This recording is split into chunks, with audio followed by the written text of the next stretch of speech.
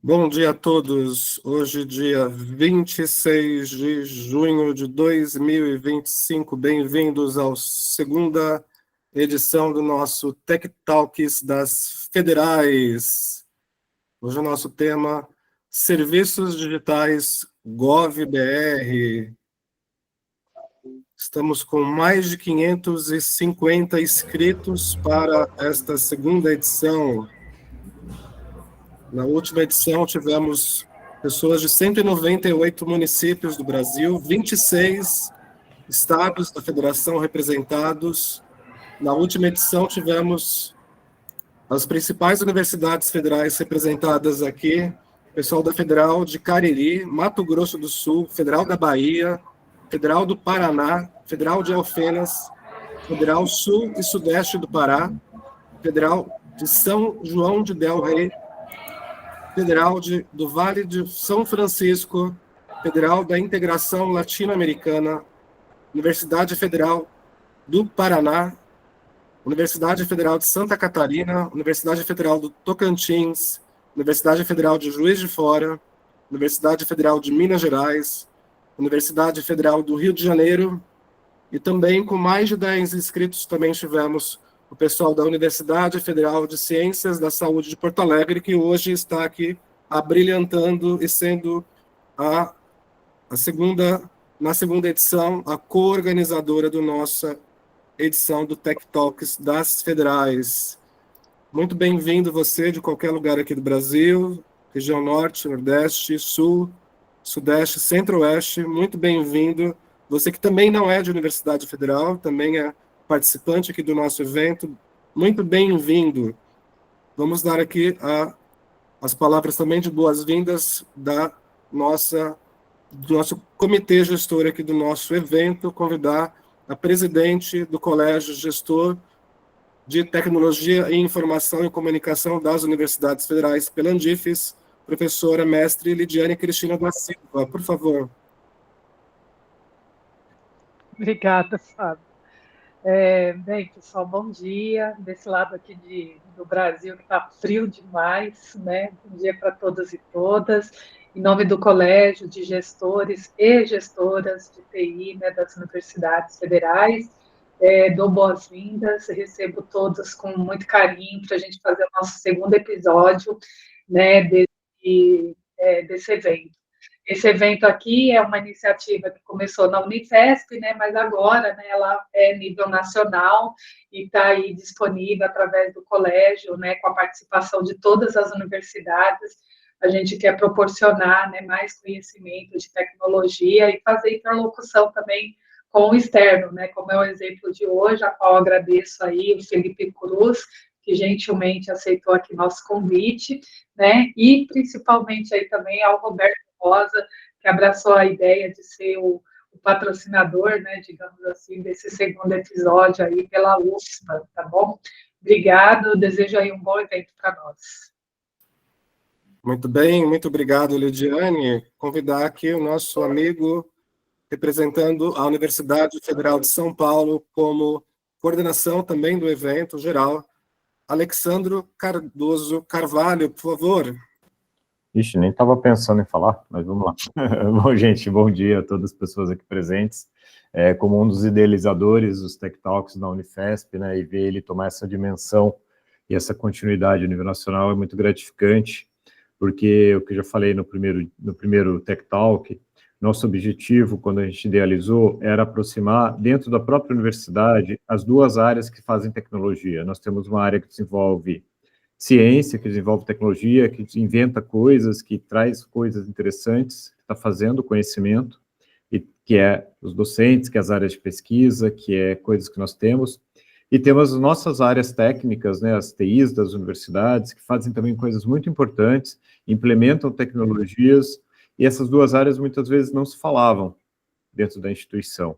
E a nossa ideia foi, a gente precisa tanto entender o que está sendo feito nas fronteiras da TI, da informática, da ciência, como também mostrar para a comunidade, também para essas pessoas, o que nós fazemos na TI, que às vezes não tem aquela coisa mágica de ser algo de ponta, mas que muda a vida das pessoas, dos cidadãos, das pessoas dentro da instituição, porque a inovação de processo, a inovação de projeto, às vezes uma mudança no sistema ou uma implementação que é feita facilita muito a vida de um discente, de um docente, de um técnico administrativo, e mostrar isso era um objetivo também. Por isso, esse formato, que foi o formato desde o ano passado dentro da Unifesp, de um relato interno, que nesse hoje vai ser vinculado à UXPA, e de algo que é interessante para ser assimilado nos processos, para a gente ter isso na nossa linha de frente, pensando que um dia a gente pode ter esse padrão de qualidade que, por exemplo, Felipe Cruz vai mostrar aqui hoje para a gente,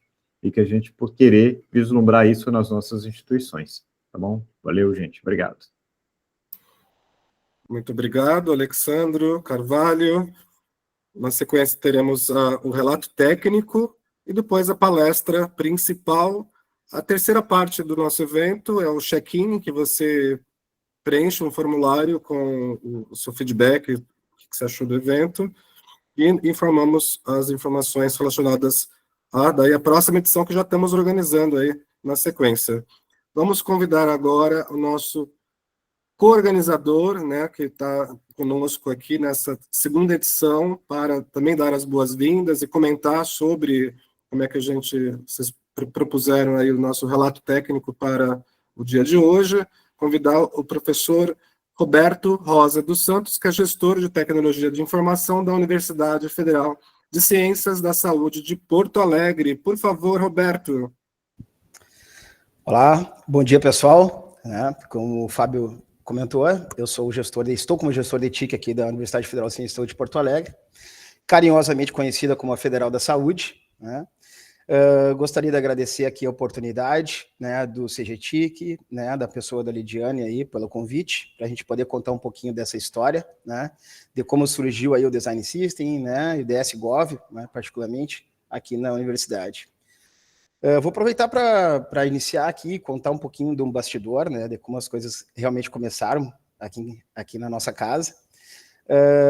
A gente, no meio desse turbilhão de demandas que a TI costuma receber, eu acho que é um problema que é só da UFSPA, provavelmente só a gente passa por isso, a gente recebeu, diante disso, um escopo aberto num determinado projeto, e o que é raro acontecer, a gente poder fazer o que a gente gostaria, ou melhor, do que o usuário pretende receber, como entrega. E a partir daí a gente aplicou um diagnóstico, no perfil, no usuário que a gente estava focando naquele momento, naquele modelo de negócio. E, para nossa surpresa, o resultado era algo que jamais imaginávamos, algo que não era o que a gente estava imaginando colocar aqui no nosso sistema. Tinha aplicações em meio a esse diagnóstico que não eram nem desenvolvidas pela TI, e que para aquele público eram importantíssimas. Então, foi um momento que a gente passou e tentou recalcular a rota. A gente contratou um profissional de UX naquele momento e começou a pensar um pouco mais no valor das nossas entregas. E isso foi uma mudança assim, disruptiva na época, assim, em relação ao nosso modelo de trabalho.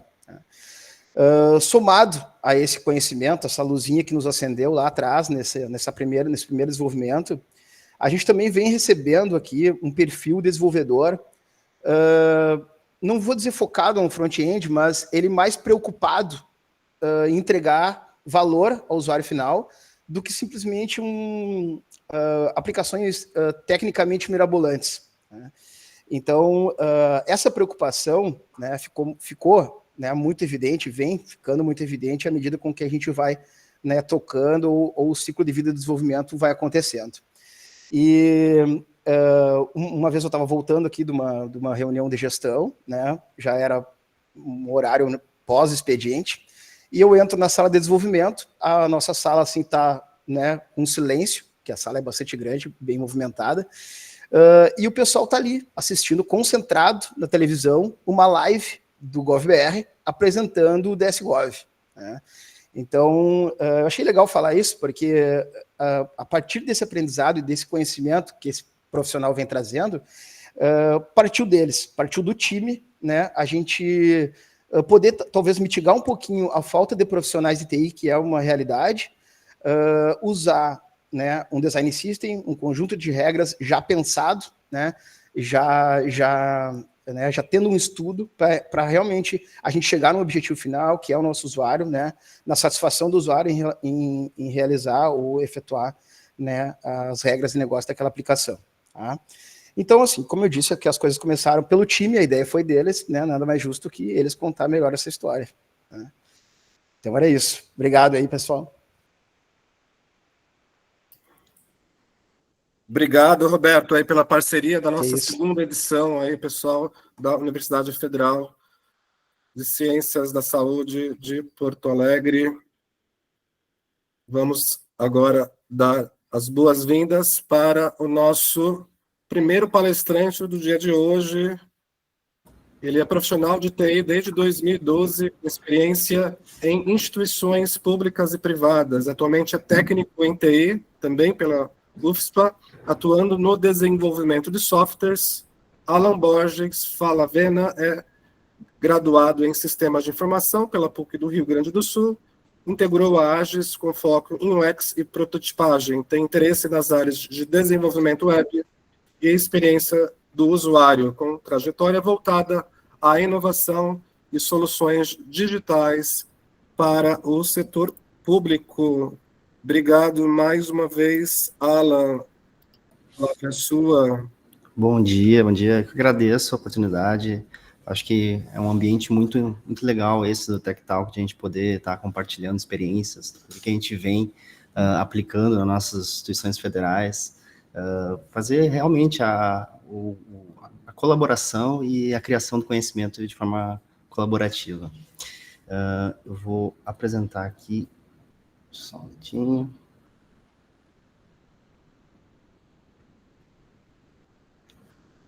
Consegue me ouvir direitinho? Consegue enxergar? Sim. Beleza. Então, bom dia a todos, bom dia a todas. Eu me chamo Alan, sou técnico aqui na Universidade Federal de Ciências da Saúde de Porto Alegre, e eu vou contar para vocês um pouquinho hoje sobre como a gente vem implementando o DS-Gov aqui na UFSPA, né, o Design System do Governo Federal. Eu queria fazer uma fala breve, o que é um Design System, sobre o conceito do Design System. Bom, o Design System ele é um conjunto de diretrizes, é uma grande coleção de componentes que são destinados a ser uma referência, né, um guia para os profissionais que vão implementar as interfaces gráficas, sejam elas interfaces gráficas de sistemas, de aplicativos, em geral. Dentro de um Design System, o Design System é composto por coisas como cores, tipografia, iconografia, tom e voz, como a mensagem é entregue aos usuários, e componentes pré-definidos, componentes que podem ser reutilizados em vários números de aplicações. Uma vez eles definidos, eles podem ser reutilizados. No mercado existem vários Design Systems, mas o Design System que nós escolhemos para adotar aqui na UFSPA é o DS-Gov, que é o Design System do Governo Federal. Ele também é conhecido como padrão digital de governo. O Design System ele vem de um histórico da IDG, a Identidade Digital de Governo. Ele é regulamentado pela portaria número 540. Então, o DS-Gov foi a nossa escolha para adaptar dentro da UFSPA para a nossa realidade e para fazer a modernização e atualização dos nossos sistemas. Essa é a página, o DS-Gov, ele pode ser acessado dentro de uma página dentro do GovBR, que é a govbr/ds, e essa é a página base de onde a nossa equipe consultou a documentação e fez todo o aprendizado sobre o DS-Gov para fazer a implementação nas interfaces aqui da UFSPA. Então, qualquer instituição que tenha interesse em adaptar os seus sistemas, os seus sites para o DS-Gov, esse é o ponto de partida para que possa ser feita essa implementação. Então, a nossa equipe estudou como é que funciona o DS-Gov a partir desse site que ele tem todos os requisitos mínimos, todas as diretrizes, tudo para consulta nesse site. Aqui tem alguns exemplos de algum daqueles componentes que eu comentei no slide anterior, como, por exemplo, a paleta de cores, alguns dos componentes, e a tipografia utilizada pelo DS-Gov, que é a Howline. Bom, por que nós escolhemos o DS-Gov? Bom, o DSGov ele já é um padrão consolidado dentro utilizado por diversos entes de governo, utilizado por diversas instituições de ensino também, universidades federais utilizam já o DSGov. Então, ele por ser um padrão previamente validado e ele ter uma comunidade ativa, isso foi um ponto que chamou a nossa atenção de utilizar uma solução já pronta, já existente, do que simplesmente desenvolver uma própria. Então, algo que já é validado, já é composto por boas práticas, desenvolvimento de interfaces, com foco principalmente no usuário. O usuário, quando ele se depara com um design system, por exemplo, o design system do GovBR, ele já vai se sentir mais familiarizado, pois ele já deve ter entrado em contato através de outros sistemas que utilizam o design system, como os vários sistemas do GovBR. Então, o usuário vai saber que ele está num ambiente de previsibilidade, um ambiente de segurança, um ambiente onde o fluxo de operação dele já é mais fluido. E também a facilidade de implementação através dos UI Kits, que são protótipos de telas, que a própria documentação do DSGov já nos fornece prontas, restando apenas fazer a adaptação para a nossa realidade. Então, esse também foi um ponto que fez a gente adotar o DSGov como nossa solução. Bom, então, como nós adotamos ele aqui dentro da universidade?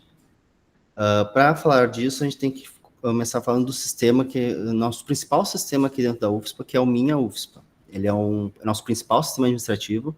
Ele funciona como uma intranet, mas não somente uma intranet, ele funciona como um grande sistema e abaixo dele vários outros subsistemas para diversas áreas da universidade, como área acadêmica, área para os discentes, para os técnicos administrativos. E, originalmente, ele foi desenvolvido em PHP 7 e CodeNetter 3, são tecnologias de desenvolvimento web, mas, visto que são tecnologias um pouco já em versões defasadas, a equipe resolveu fazer uma atualização tecnológica utilizando tecnologias mais modernas, como Laravel, React e PHP 8. Bom, então o objetivo era aproveitar essa atualização tecnológica e já implementar o DSGov como a nossa referência para a implementação das interfaces. O principal objetivo é, além de estabelecer uma experiência unificada para os nossos diferentes públicos aqui dentro da universidade, uma experiência única e padronizada, visando a acessibilidade e a usabilidade.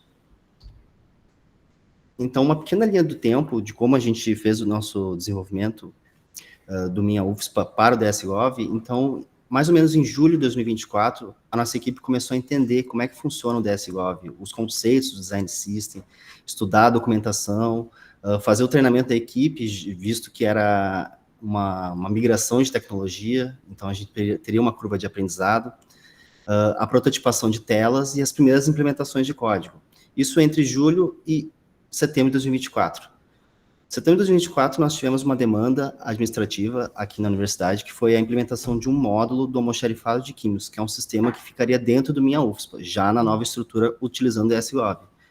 Utilizamos esse sistema como nosso projeto piloto, para ser aplicado os conhecimentos que foram adquiridos no estudo da documentação do DSGov.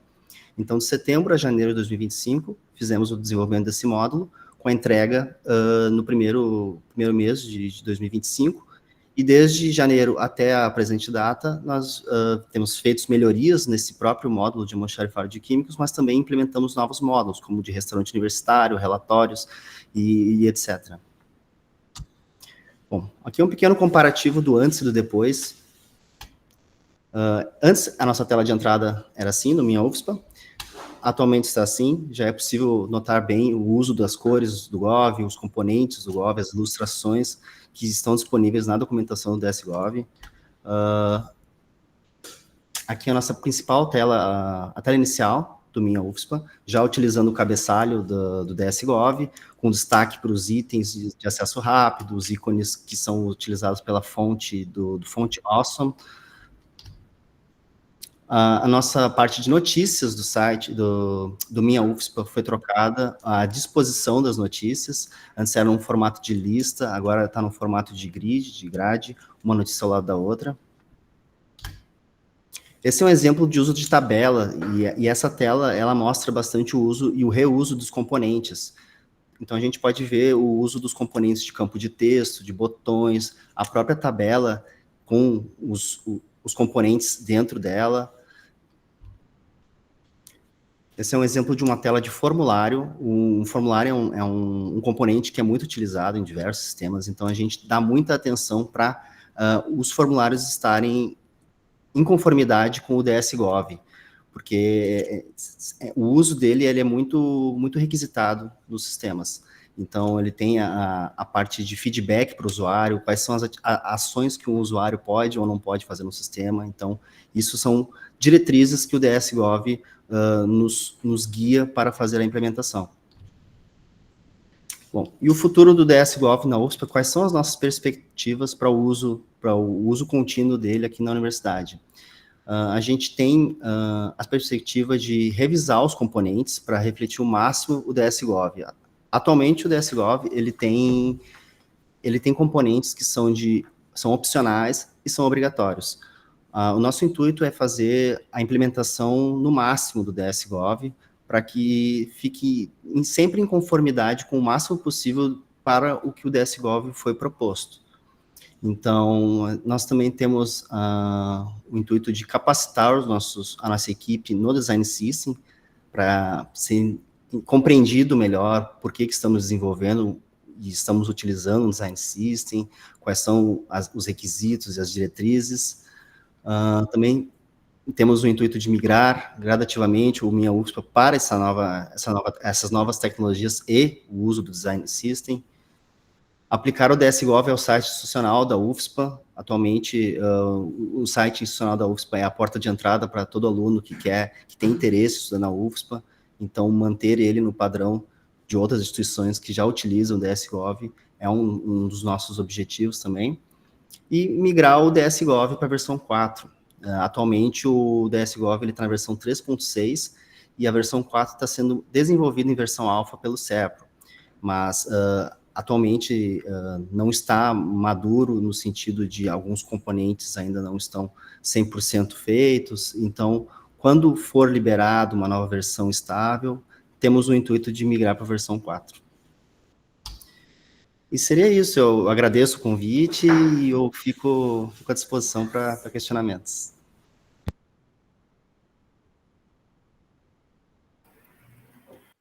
Muito bem, Alan, vamos abrir aqui para a plateia. Todos que desejarem montar aqui uma pergunta, algum comentário, por favor, manda aqui no nosso chat para... A Ângela está perguntando seus contatos, Alan, se você puder colocar aqui o seu e-mail, por gentileza, aqui no chat. Vou colocar. Muito bem, quem mais tem algum comentário para o nosso colega aqui da Federal...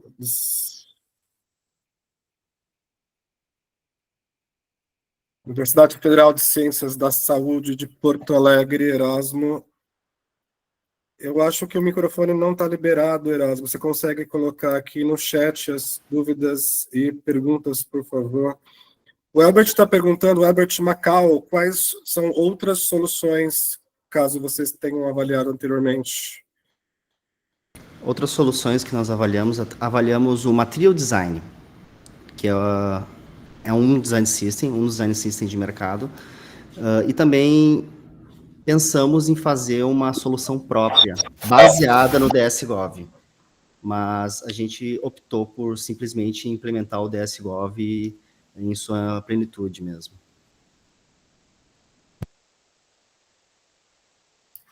Muito bom. A Patrícia está perguntando sobre o ícone de Libras. Como é que vocês trabalharam questões de acessibilidade? O ícone de Libras, a gente fez uma importação, ele é uma biblioteca, que é o VLibras. Atualmente, a gente tem projetos de fazer mais questões orientadas à acessibilidade, como alto contraste, zoom interativo, mas, por enquanto, só temos o VLibras, que já era uma coisa que tínhamos no Minha UFSPA antigo, e ele funciona como uma importação de biblioteca, ela se chama VLibras. Ótimo. A Débora Spiragliol, como vocês fazem para acompanhar a experiência de uso? Se as pessoas estão conseguindo usar, como é que vocês metrificam este uso? Atualmente, o nosso projeto piloto, que é o módulo de almoxarifado de químicos, ele foi desenvolvido e está atualmente em produção, sendo usado por um determinado setor aqui da universidade, mas ainda não fizemos nenhuma métrica, nenhuma avaliação de conformidade no momento. A gente tem planos de fazer isso, sim, mas como ainda é um setor pequeno que está utilizando o nosso sistema, e é somente um módulo por enquanto, a gente ainda não pensou nada a respeito, mas temos planos. O Erasmo Evangelista de Oliveira, como é que vocês fizeram a avaliação de conformidade com as diretrizes do EMAG e WCAG? Ainda não temos nenhuma avaliação nesse tipo, mas estamos em projeto ainda de ter isso.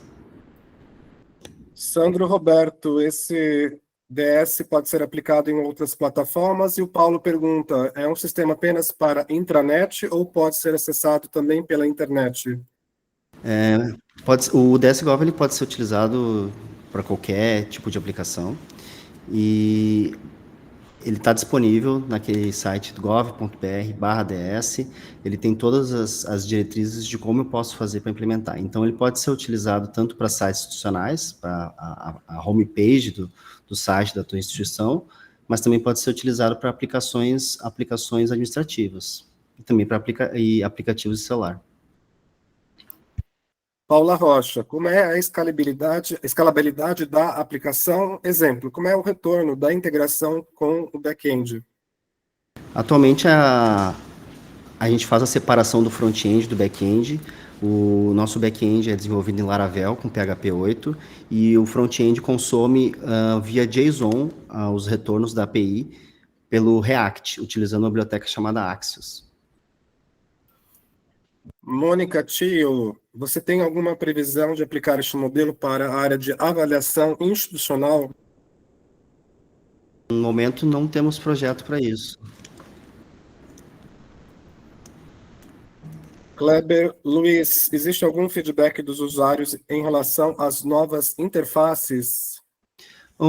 Até o momento, o feedback dos usuários tem sido positivo, mas não estabelecemos nenhum processo formal de avaliação de conformidade. Mas o uso deles tem sido positivo.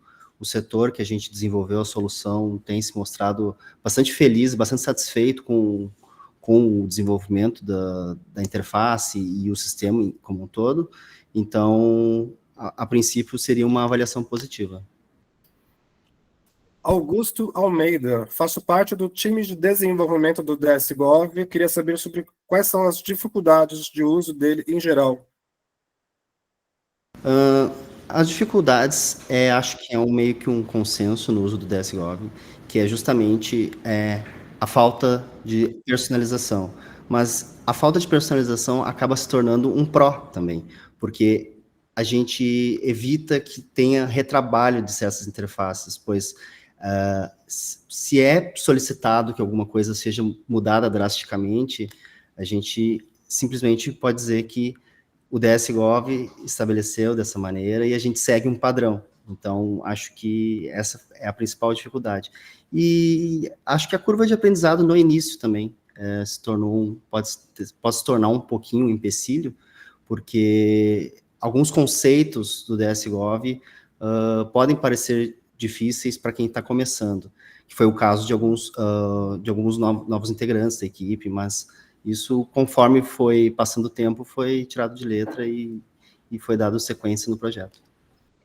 Muito bem. Marcos Souza, da Federal de Santa Maria. Iniciamos o estudo do DSGov, mas achamos muito experimental. Alguns elementos, como Select, por exemplo, são muito verbosos e requerem muitos códigos para serem feitos, ao invés de apenas um elemento HTML estilizado. Ainda o visual é muito montado via JavaScript, aumentando o tempo de carregamento e processamento. Nos dispositivos móveis, isso faz muita diferença. Qual a sua opinião, Alan? A questão do Design System ser verboso, quando se implementa o Design System com todos os requisitos, com todas as diretrizes, talvez tenha um trabalho maior para a implementação, mas se for implementado no seu padrão mínimo, que é o que o DSGOV estabelece como padrão mínimo de design, ele não fica tão, assim, verboso. Então, essas informações podem ser encontradas na documentação, tem toda o guia de como fazer essas implementações, ou fazer uma implementação utilizando uma tecnologia chamada Web Components. Aí, dependendo da stack que você está utilizando, se for um React, se for um Angular, ele tem algumas abstrações que podem ser utilizadas por essa via, não necessariamente fazer uma implementação com JavaScript puro ou com o CSS puro. As duas últimas perguntas aqui que a gente vai fazer, as demais a gente vai deixar para... Vocês podem continuar enviando aqui, a gente depois envia direto para o Alan. As duas perguntas aqui finais da Heloísa e do Kleber. Como é que foi a curva de aprendizado da equipe de desenvolvimento versus a complexidade e facilidade de integração do sistema? E o Kleber pergunta se o DSGOV, como é que se imagina as questões de alteração no futuro? Vocês têm estratégia para acompanhamento da evolução do DSGOV? Bom, no que tange a questão da estratégia de acompanhamento, a gente ainda está num estágio embrionário, digamos assim, da implementação do DSGOV aqui na universidade. Então, a gente tem poucos módulos que ainda estão sendo migrados para essa nova estrutura. Qual a outra pergunta? Só um minutinho. Qual era a outra pergunta? Sobre a curva de aprendizagem. Perfeito. A curva de aprendizado, o DSGOV, ele tem uma pequena curva de aprendizado, porque é necessário aprender os conceitos do Design System. Mas eu digo que o DSGOV ele tem muitas facilidades, pois ele deixa muita coisa pronta e já prototipada, né, que são os UI Kits. Quem utiliza o software Figma, já tem coisas muito prontas lá. Então, a curva de aprendizado foi bem menor nesse aspecto. Então, justamente pela documentação ser bem elaborada, bem verbosa, ela te dá bastante caminhos para seguir. Então, muitas coisas já ficam prontas para consumo. Muito bem, então agradecer a participação do Alan Borges Falabella, da Universidade Federal de Ciências da Saúde de Porto Alegre. Obrigado aí pela nossa participação aí na nossa segunda edição do Tech Talks das Federais. Muito obrigado. Sobre o nosso certificado, nós temos um momento sempre após a palestra principal, mais ou menos às 11h45, estaremos colocando aqui no chat o formulário para você fazer o seu check-in. Então, às 11h45, pontualmente, colocaremos aqui no chat o formulário do check-in para o certificado. Vamos dar agora continuidade para a nossa próxima etapa. Deixa eu já liberar aqui as credenciais aqui como coorganizador.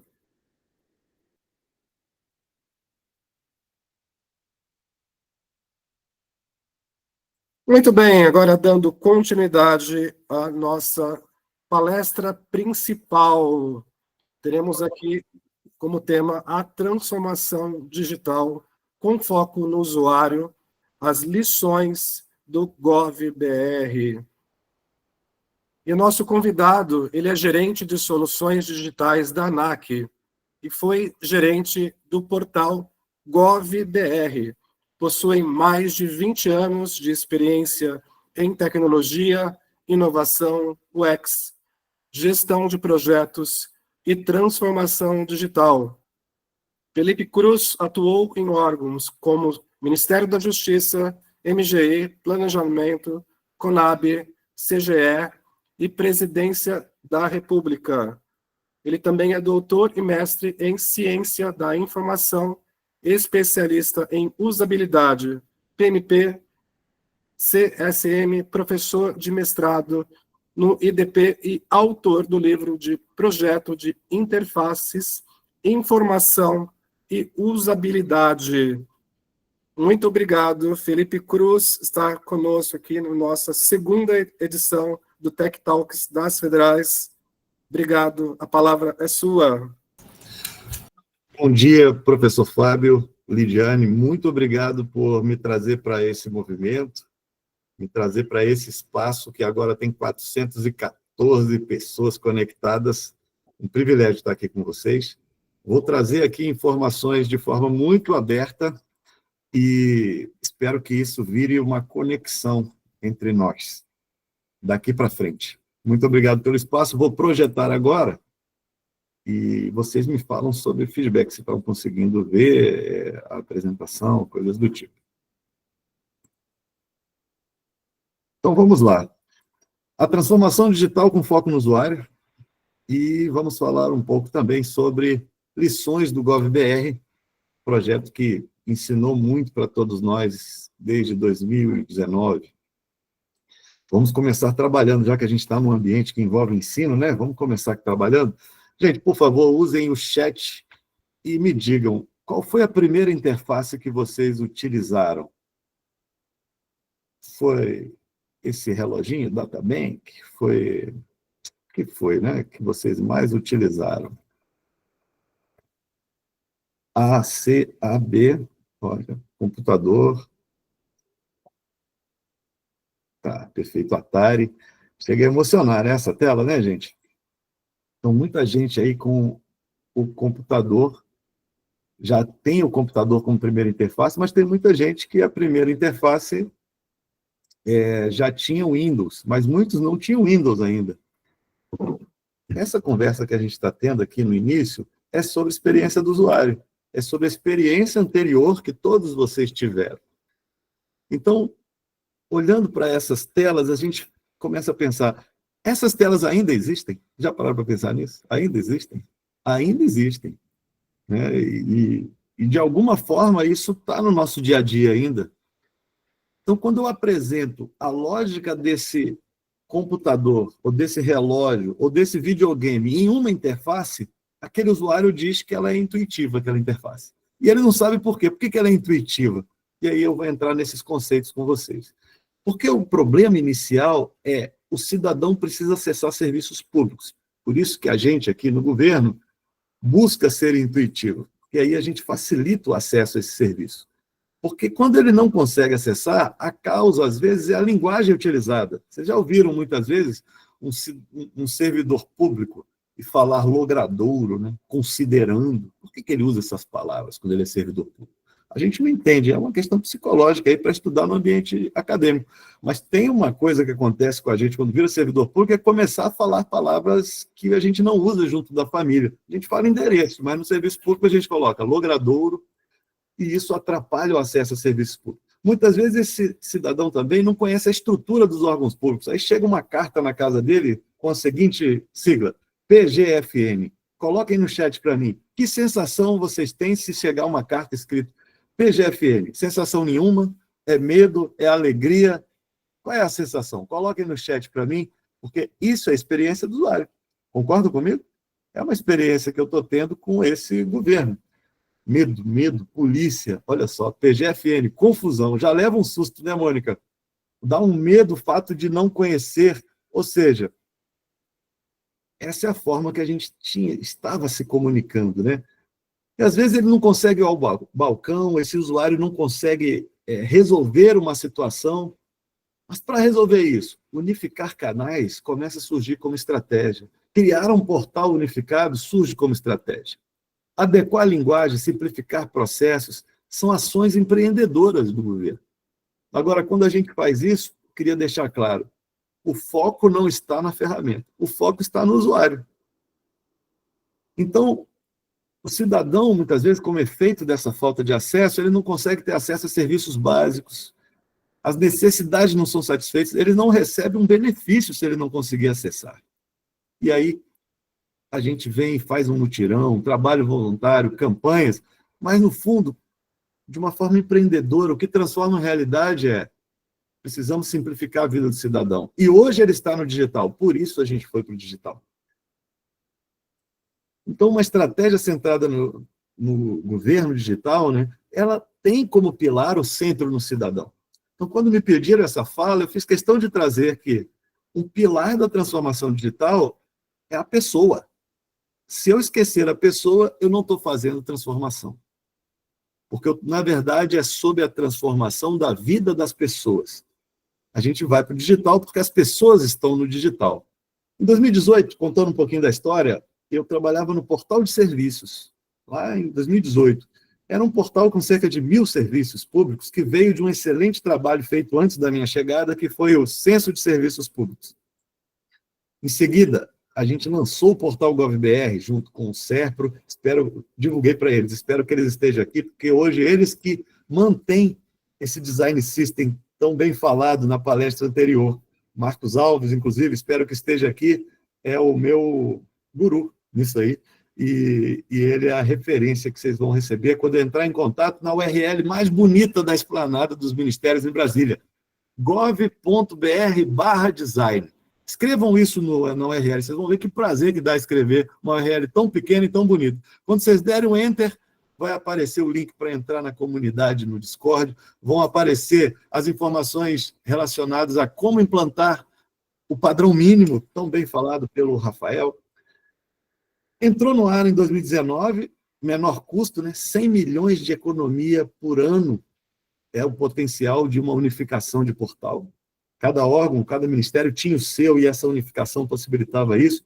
Conta única de aplicativos, né? Cada aplicativo estava em um lugar e a gente colocou tudo numa conta só na Google Play. Em 2020, migrações. Então, a gente hoje tem 177 portais migrados para um portal só. E, a partir de 2021, começou a personalização. Então, a segunda vez que você entra no portal GovBR, ele já te oferece serviços relacionados à sua visita anterior e assim por diante. Mas nunca foi sobre portal. Sempre foi sobre como simplificar a vida das pessoas. E aí, ambiente de ensino aqui também, né, gente? Vamos fazer mais um exercício comigo? Todo mundo pronto para ir para o chat? Eu tenho 45 minutos, né? Então, vai até que horas aqui para mim? Só me dá uma dica aqui, por favor, professor Fábio. São 10h46. 11h20. 11h20. Vamos nessa. Vocês vão ter que fazer o seguinte, vocês vão analisar os balcões e vão colocar no chat apenas os balcões que são públicos. Então, vocês vão colocar, ó, digamos que o número fosse de 10 a 20, seria o 10, o 15, o 17. 10,15. E vamos ver quem acerta e quais as coincidências, tá bom? Balcão 1, é público ou é privado? Balcão 2, é público ou é privado? Balcão 3, público ou é privado? Balcão 4, é público ou é privado? Balcão 5, é público ou é privado? Então tem mais um. Balcão 6. Agora vocês coloquem a lista lá no chat. 1, 2, 3, quais que são públicos apenas. Combinado? Olhando aqui para o chat, a maioria acertou. Olha. Como é que vocês acertam isso, hein, gente? Como é que vocês sabem que esses 3 aqui, por exemplo, são públicos? Tudo é público. 1, 3, 5. O que faz vocês entenderem que é público ou é privado? Vocês conseguem colocar no chat para mim alguma palavra? Uma palavra só. Armário de aço, fila, falta de organização estética, né? Porque faz uma licitação, você recebe o de madeira. Aí você tem uma licitação nova, agora é tudo branco. Você fala, manda assim mesmo que eu estou precisando de uma mesa. Então, a falta de padrão, né? A aparência. O privado tem uma estética própria. Gente, independente disso, o importante é, há uma experiência do cidadão no ambiente privado e no público diferente. É lógico que a gente não pode generalizar. Isso pode ser invertido. Tem órgãos públicos muito... hoje em dia, onde tudo é muito novo e padronizado, e ambientes privados que isso não acontece. Mas o que eu estou trazendo houve aqui uma certa uma certa consciência de que parecia ser público, que quebrava um pouco os padrões. E isso não nos incomoda quando a gente está no público. mas nos incomoda se acontece no ambiente da nossa moradia. Então, se eu tenho um balcão que está descascado no meu prédio, na reunião de síndico, eu vou falar, poxa, gente, tem que fazer uma pintura, não está legal. Mas se eu vou no público e está descascado, às vezes eu não vou falar, porque falar, o olhar acostumado nos leva a entender que é possível. Esse é o primeiro ponto para tratar da experiência do usuário em serviços públicos. Entender que há uma experiência que precisa de algo adequado às suas necessidades. Trazer mais uma informação. No início desse projeto, a gente tinha um ecossistema baseado em órgãos. O que é isso? Onde a gente faz o passaporte? Polícia Federal. Para o cidadão não faz nem tanto sentido, né? Poxa, eu vou lá na Polícia Federal para fazer o meu passaporte, tem a ver com polícia. Para a gente que às vezes já está mais habituado, acha óbvio, mas o cidadão não faz tanta relação, né? E aí a gente pensa, poxa, esse ecossistema baseado em órgãos vai impedir essa unificação de canais. Agora, se eu faço uma mudança muito simples, olha só, coloco o serviço no lugar de órgãos, o que acontece? Os órgãos continuam existindo, só que o foco, a ponta seca do compasso fica em cima do serviço. Isso possibilitou a unificação dos canais digitais. Hoje, o portal GovBR é um portal que trata de serviços e tem espaço para os portais dos seus órgãos, como parte do ecossistema. E dessa forma, eventos, categorias, subcategorias, todas as informações vão girar em torno de serviço, que é o principal dever do Estado, oferecer serviço que atenda às necessidades da população. E o Brasil tem um ambiente propício a essa transformação. Em primeiro lugar, porque é o quinto agora, né, país com o maior número absoluto de usuários de internet, mais de 150 milhões de pessoas conectadas.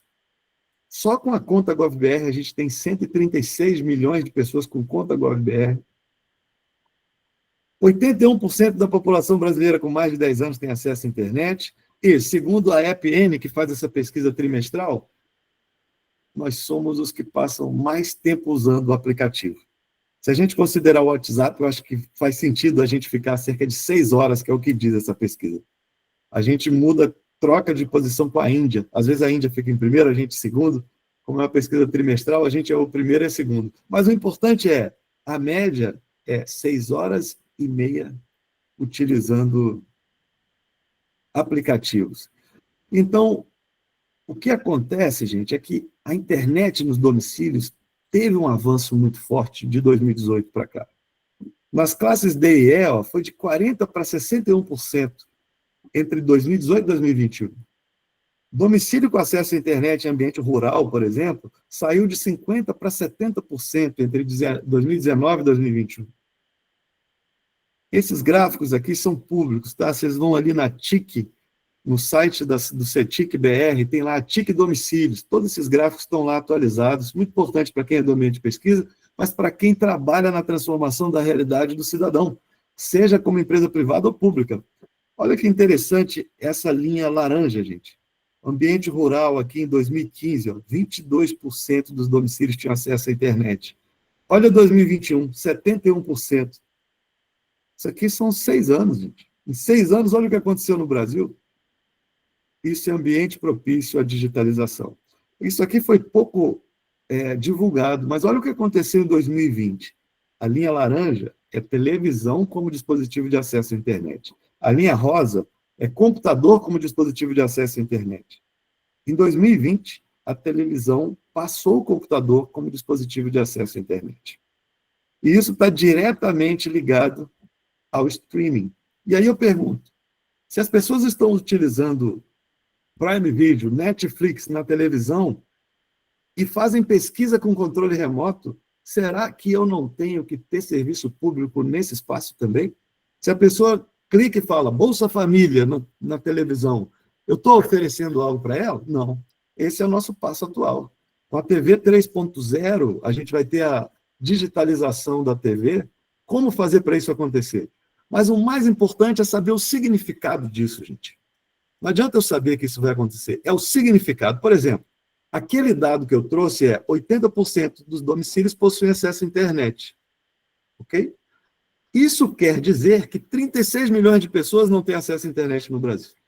As duas notícias estão corretas. Só que se eu me baseio na segunda, eu não levo para frente a simplificação da vida do cidadão. Se eu olho para a primeira, eu levo para frente. Então, entender o significado desses dados é muito importante. Dado contextualizado, ele é informação. O dado solto não é informação. E o que é que acontece no Brasil hoje? Nós temos muitos dados e pouquíssima informação. Por isso, todo mundo quer ter um painel. Para diminuir essa sensação de que eu tenho muito dado e não tenho o significado deles. O painel vai me trazer algum cruzamento. E aí a gente sai com um painel cheio de reloginhos, cheio de cruzamentos e fala, mas o que realmente é informação que baseia a minha decisão e gera o conhecimento? Dessa forma, eu vou falar um pouquinho de experiência do usuário. Trago a definição do Don Norman. Quem quiser entrar num site que tem muita informação sobre isso, é o NN Group. N de Nielsen, segundo N de Norman, Group.com. É a empresa de consultoria do Jacob Nielsen, primeiro nome que eu segui na década de 90, quando falava de usabilidade, e do Donald Norman, que cunhou o termo UX. Tem um livro também que é muito conhecido, mas o site tem um bocado de artigo de simples acesso, está em inglês, mas vocês podem pedir a tradução no próprio browser, e são textos muito bons sobre tudo que eu estou falando aqui, especialmente das técnicas que eu vou mostrar.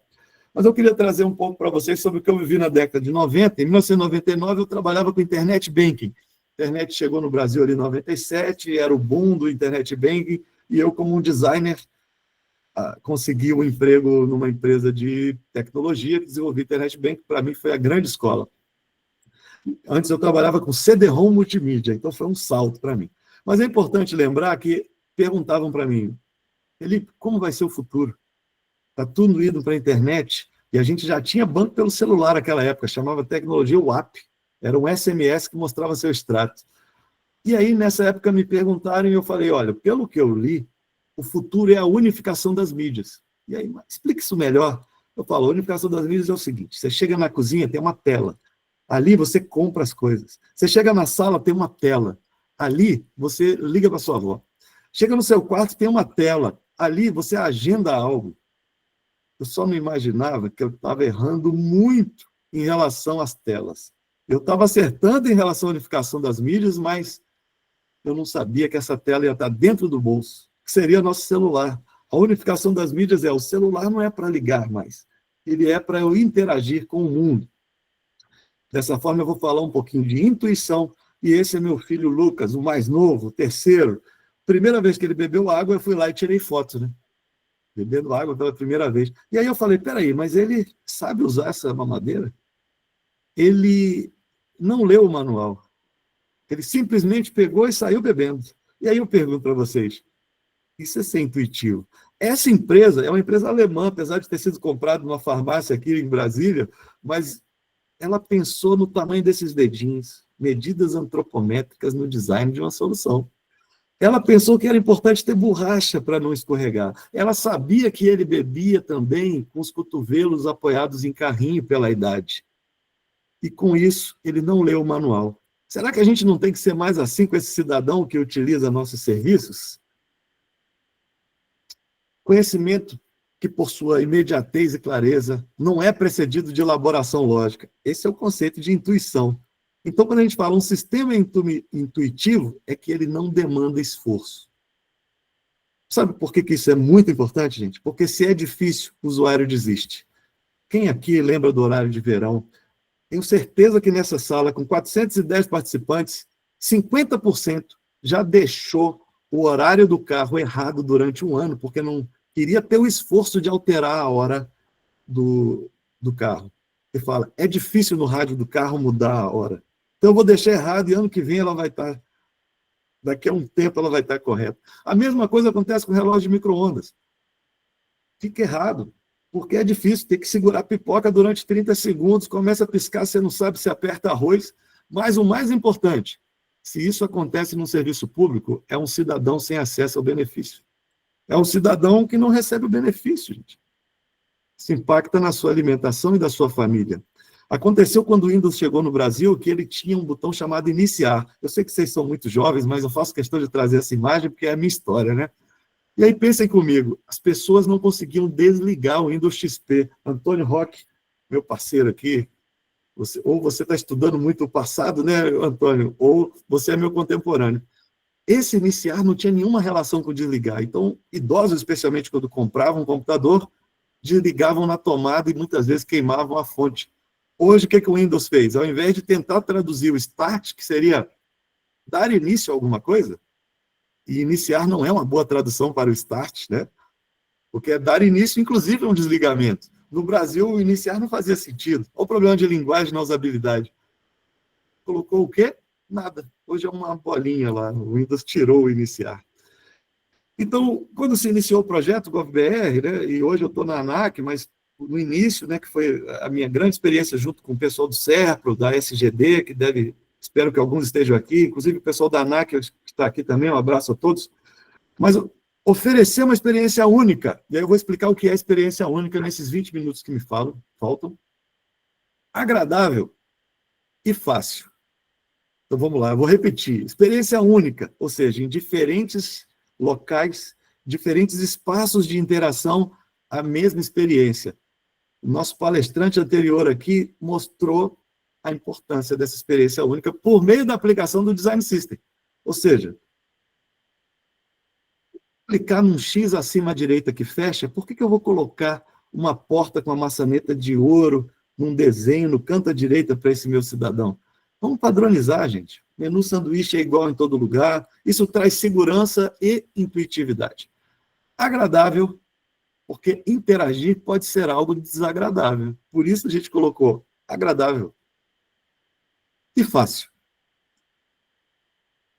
Em segundo lugar, como a gente vai fazer isso? E aí a gente tinha uma frase também, tanto para o que como para como. Padronizar, Design System. Unificar a maneira como cidadãos brasileiros consomem informações e serviços. Portal único. Portal único de apps, portal único de serviços. Então, digitalizar serviço é um caminho, interoperar a informação.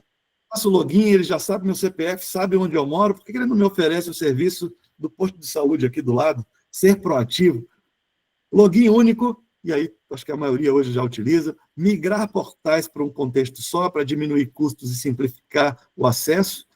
Migrar apps para uma conta só, hoje a gente tem duas, uma na Google Play e uma na App Store, mas é unificado. E Design System em sistemas. Porque o governo de todas as esferas no mundo são os maiores produtores e consumidores de dados e informações. Então, o portal GovBR está aí, 177 URLs migradas, graças ao trabalho que hoje é mantido pela Secretaria de Governo Digital, com a Eleidmar, Davi, Flaviane. Os apps que hoje, todo mundo que quer acessar um aplicativo, existe a galeria de aplicativos GovBR, Preview, acho que todo o time lá da SGD. Interessante, essas coisas têm nota boa. Vocês já pararam para pensar nisso? Serviço público a gente passa sempre que é ruim, mas, poxa, até nota acima de 4, 4,8 em serviço público é algo novo para a gente, não é? Então, há alguma dica nisso. E aí eu falo do Design System, que quem sou eu para falar depois da palestra do Rafael, que foi uma palestra excelente sobre como aplicar. E aí eu queria reforçar, Design System é igual experiência única para o cidadão, sim, quando aplicado. Então, adequar a sua solução pode ser baseada no padrão mínimo, que foi uma proposta, inclusive, do Fernando, que hoje é meu chefe aqui na ANAC, e graças ao Marcos Alves, que está aqui, e todo o time SERPRO, em menos de um mês foi colocado no ar esse padrão único, que antes não tinha, padrão mínimo, desculpa, a gente só tinha o padrão maior, né? E aí foi colocado no ar, mostrando o básico para se ter uma experiência única. E aí eu vou evitar falar tanto, mas vou mostrar um caminho. Eu estou no app, eu estou no portal, caio na Polícia Federal, olha como era o portal da Polícia Federal. Então, qual é a lógica? Aplica o Design System e o cidadão acha que ainda está dentro do portal GovBR. Ele resolve a vida dele em um lugar, mesmo sem estar em um mesmo lugar. Porque a lógica, gente, da interação é iniciação. Essa ação é reconhecida por um sistema que processa e responde. O usuário interpreta, decide e toma uma nova ação. Esse é o átomo da interação, que vai estar em qualquer sistema. Nosso próximo passo é o governo ser uma plataforma para que a gente consiga, ao comprar uma passagem aérea para o exterior, Imagina, se eu posso dar o consentimento aos dados do meu passaporte, de validade apenas, o atributo de validade, e aí a própria Gol, TAM, American Airlines fala, olha, durante a viagem seu passaporte vai ficar inválido. Veja isso com antecedência. Será que a gente não pode integrar isso no futuro com segurança, criptografia, identidade soberana, né, definida pelo próprio cidadão? Então, para isso, eu preciso, em primeiro lugar, conhecer as limitações, necessidades e expectativas do usuário. Esse eu vou repetir porque talvez seja o mais importante. Limitações. Começa no usuário brasileiro. Ele acessa pelo computador? Não. Ele acessa pelo celular? Sim. Android? Ok. Que versão? Qual é a resolução da tela? Será que tudo que eu crio funciona nesse tipo de celular? Se tiver nessa preocupação, está excelente, porque muitas vezes não funciona no celular. E isso é uma questão de acessibilidade. Você está impedindo o acesso ao serviço público se ele não funciona no celular. Necessidades. Eu preciso de um texto que apresente a palavra logrador? Ou endereço basta? Expectativa também desses usuários, porque depois que a gente entrega uma unificação que foi entregue, tudo é GovBR, daqui para frente ele não aceita um passo atrás. Pelo contrário, ele quer simplificação. O contexto de utilização, quantas pessoas não estão no ônibus acessando um serviço, e aí eu coloco um texto que demora 7 minutos de leitura para ele acessar o benefício dele? Vamos medir a produtividade. E aí, gente, dados estatísticos de acesso. Lembra que eu falei de dados no início? Muito importante. O cidadão diariamente está dizendo o que ele tem de necessidade, expectativa e limites. A gente aqui não faz dado estatístico de acesso nas manifestações de ouvidoria e nem nos logs de acesso aos sistemas que hoje estão no ar. Quantas pessoas iniciam e não conseguem? Quantas tentam fazer login e não conseguem? Observar, questionar, registrar problemas, soluções e sugestões, analisar o que já existe no Brasil e no mundo. E fazer isso por meio de um método. E aí, gente, eu vou falar rapidamente sobre esse método para vocês me ajudarem a aplicar isso. Delimitar problema é algo que a gente faz muito bem. Quando a gente tem algo a solucionar, o problema vem muito claro. Então, aquele método que eu trouxe de entender os problemas, acho que a gente faz bem. Levantamento, pesquisar sobre os autores, entrevistar o usuário, olhar o dado estatístico de acesso, me desculpe, mas a gente não faz muito. A gente não tem tempo. Surgiu um problema, a gente quer resolver. Em seguida, a gente precisa definir requisitos claros. A gente faz isso? Dificilmente quem não pesquisou tem os requisitos claros. Então, a gente pode até definir requisitos, mas de acordo com o processo de elicitação que envolva a aproximação em relação a esse usuário, dificilmente a gente faz. Agora, gerar alternativa, a gente gera. As ideias surgem assim que surge o problema, eu já tenho ideia para resolver. E aí, eu faço um protótipo. Muitas vezes eu não faço um piloto, um protótipo. Mas eu desenvolvo soluções. A reflexão que eu quero trazer é o que a gente sempre faz. 1, 4 e 6. O que a gente quase nunca faz. 2, 3 e 5. Meu pedido, foco no usuário. Quando começar um projeto, lembre-se. Poxa, o que o professor Felipe trouxe? Vamos tirar uma tarde e fazer uma pesquisa com usuários? Vamos analisar dados estatísticos e definir requisitos técnicos e conceituais. O nosso público interpreta bem textos, apesar de serem leitores? O nosso público acessa pelo celular? Será que não são requisitos simples e básicos, importantes para se colocar nesse momento, com base na pesquisa? E depois vamos fazer um protótipo e rodar para a gente aprender com os possíveis erros e desenvolver uma solução que tenha o risco menor de não atender. O design centrado no usuário, ele é baseado também numa norma. Existe uma norma que trata de usabilidade, que é a 9.241. Não vou falar tanto dela, mas vou falar dos princípios fundamentais. O design é baseado na compreensão dos usuários, tarefas e ambientes, quando ele é centrado no usuário. Quem é o usuário? É uma criança? É um idoso? É um pai que entra para o filho? É uma mãe que entra para a vacinação do filho? Os usuários devem estar envolvidos ao longo de todo o processo de design. Então, quando eu coloquei no item 2, após delimitar problema, eu vou conversar com o usuário, ele é um co-criador da minha solução. E por isso a gente acaba sendo genial quando cria com ele, porque a ideia veio de quem realmente é o usuário. O design é impulsionado e refinado por avaliações centradas no usuário e é um processo iterativo. E aqui eu não estou falando de interação, não. Eu estou falando de de repetição, ciclos contínuos de melhoria. Então, eu parto do princípio que a minha primeira versão é a melhor que eu tenho hoje, mas o nível de incerteza cai de um dia para o outro. Novas tecnologias surgem, eu entendo melhor o negócio do meu usuário e amanhã eu tenho um sistema melhor. E o design considera toda a jornada, não apenas aquela tela.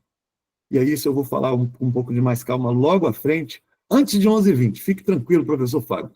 E o design é feito por equipes multidisciplinares, então envolver desenvolvedor, designer, psicólogo, pesquisador, o cidadão, isso é muito importante também. Resumo, centrou no usuário, é mais eficiente se tem maior satisfação. Poxa, se eu estou resolvendo um problema de uma pessoa, é até estranho eu não envolvê-la, mas acontece. E não vai acontecer mais depois de hoje. Algumas fontes de evidência importantes para essa avaliação do usuário é a avaliação heurística, que é feita por especialistas baseado nas 10 heurísticas do Nielsen. Como eu citei o site dele, vocês vão encontrar todo o material, não vou detalhar. Card sorting a gente fez, por exemplo, para definir a taxonomia do GovBR, lá no início. A gente fez um card sorting. Algumas pessoas tinham que organizar serviços em grupos, e aí a gente entendia a lógica que o usuário pensa no agrupamento. Hoje a gente clica arquivo imprimir. Faz tanto sentido que a gente não para pensar que um dia alguém tinha um bocado de funcionalidade e teve que criar uma taxonomia e categorizar. Questionário, teste de usabilidade, análise de contexto, análise de logs, hoje com os analytics. Esses dados vêm prontos para a gente, prontos. Grupo focal, entrevista, eye tracking, fica aí para vocês pesquisarem também. E os principais problemas que impactam na experiência do usuário é terminologia inconsistente, falta de adequação de linguagem, mensagens inadequadas ou inexistentes, transposição de tarefas que eram realizadas em meio analógico, ou seja, digitalização da burocracia, muitas vezes, diálogos extensos, especialmente em formulários. Eu fiz um curso de linguagem simples e lá me deram uma tarefa de melhorar um texto de serviço que, de acordo com o próprio software, demorava 5 minutos para acabar a leitura. Depois de usar as técnicas de linguagem simples oferecidas no curso, nosso texto era lido em 1 minuto. Será que a gente já não pode fazer esse exercício? E aí eu já peço o primeiro dever de casa para cada um que está aqui. Textos que são resolvidos por vocês, definidos por vocês e é apresentado no site da faculdade, seja de onde for. Façam um teste de revê-los, porque as personas, e aí vou falar um pouquinho de personas, elas vão direcionar o nosso trabalho. A Maria José foi uma que nos ajudou muito. E o que é a persona? É a representação de um cliente, de uma fatia dos clientes que usam nossa solução. Então, a Maria José, por exemplo, assiste novela, tem programa de TV, tem uma renda que a encaixa ali na classe D, com a renda familiar de 3.800. Tem vários desafios. Temos a Sofia também, que é empreendedora, é MEI. Temos o Enzo, o Bruno, cada um com a sua questão. Mas o mais importante é, essa pessoa precisa acessar o serviço. Eu estou criando algo com foco na Maria José. Na hora de aprovar uma interface, a Maria José vem à tona. Poxa, se eu já me aposentei, você também já poderia estar aposentada. Foi o que falou a irmã da Maria José num churrasco. Ela sai desse churrasco, entra no Google, será que ela encontra o serviço? Será que ela lê a informação e fica claro onde ela deve ir ou se ela já tem direito? Será que ela consegue recuperar a senha do GovBR? Será que ela consegue o reconhecimento facial? Na verdade, a Maria José precisa confiar no Estado a ponto de que, se ela tem o tempo, ela fala, com certeza eu não tenho tempo, senão o governo já tinha me procurado e eu já estava aposentado. Quando a gente chegar nisso, eu digo, cumprimos a nossa missão, então o nosso emprego está garantido, porque a gente ainda não chegou nisso. Maria José estava em um churrasco e isso aconteceu. O Bruno foi parado na Blitz. Olha o contexto de uso. O Enzo estava voltando da escola e ouviu um murmurinho, falando de Enem, alistamento. E a Sofia, que no fim do ano precisava emitir nota fiscal e não estava conseguindo. É sobre eles que se trata. É sobre eles que se fala de governo digital. Mas, para isso, eu preciso entender uma jornada. Vamos olhar primeiro para o lado esquerdo comigo. Ir para o exterior. Imagina se a gente definir para o exterior a alegria na família. É uma criança aqui no ombro, um molequinho olhando, a gente vendo no Airbnb as casas, compra passagem, seguro viagem. No mesmo portal você resolve tudo que está à esquerda. Agora vamos entrar no governo. Passaporte é na polícia. Certificado de vacinação é na Anvisa. Sem contar que você tem que se vacinar no governo do seu município, né? Aí tem o papelzinho do município para mandar para a Anvisa. Certificado internacional veterinário para levar o pet é no Ministério da Agricultura. E a declaração de bens é na Receita Federal. Vocês concordam que a gente vem numa jornada de alegria fluida e, de repente, entra numa gelatina e as coisas ficam lentas e eu viro um office boy do governo, levando documentos de um lado para o outro, mesmo que digitalmente? E é sobre isso que a gente tem que tratar, porque o José é responsável pela criação de seu neto de 18 anos. Então, ele acessa serviços do Enem, por exemplo. Agora, ele gosta de pescaria, de jogar cartas. E a Aline? Poxa, a Aline viaja para o exterior, é freelancer. E o Lucas? Lucas quer ir para o Japão. Mas ele cuida da sua avó. Então, esses serviços que a gente acha que é para idoso, o Lucas acessa. Agora, o Francisco, eu vou dizer que nunca foi ao médico. Esses são os usuários que são o nosso norte. A centralidade no usuário é a lógica do governo. E eu nem preciso dizer que o governo é digital. Se as pessoas estão no digital, o governo deverá estar no digital. É sobre governar, com foco nas pessoas. Porque a Maria José, o Bruno, o Enzo, a Sofia, são os representantes das pessoas que têm necessidades, limitações e expectativas.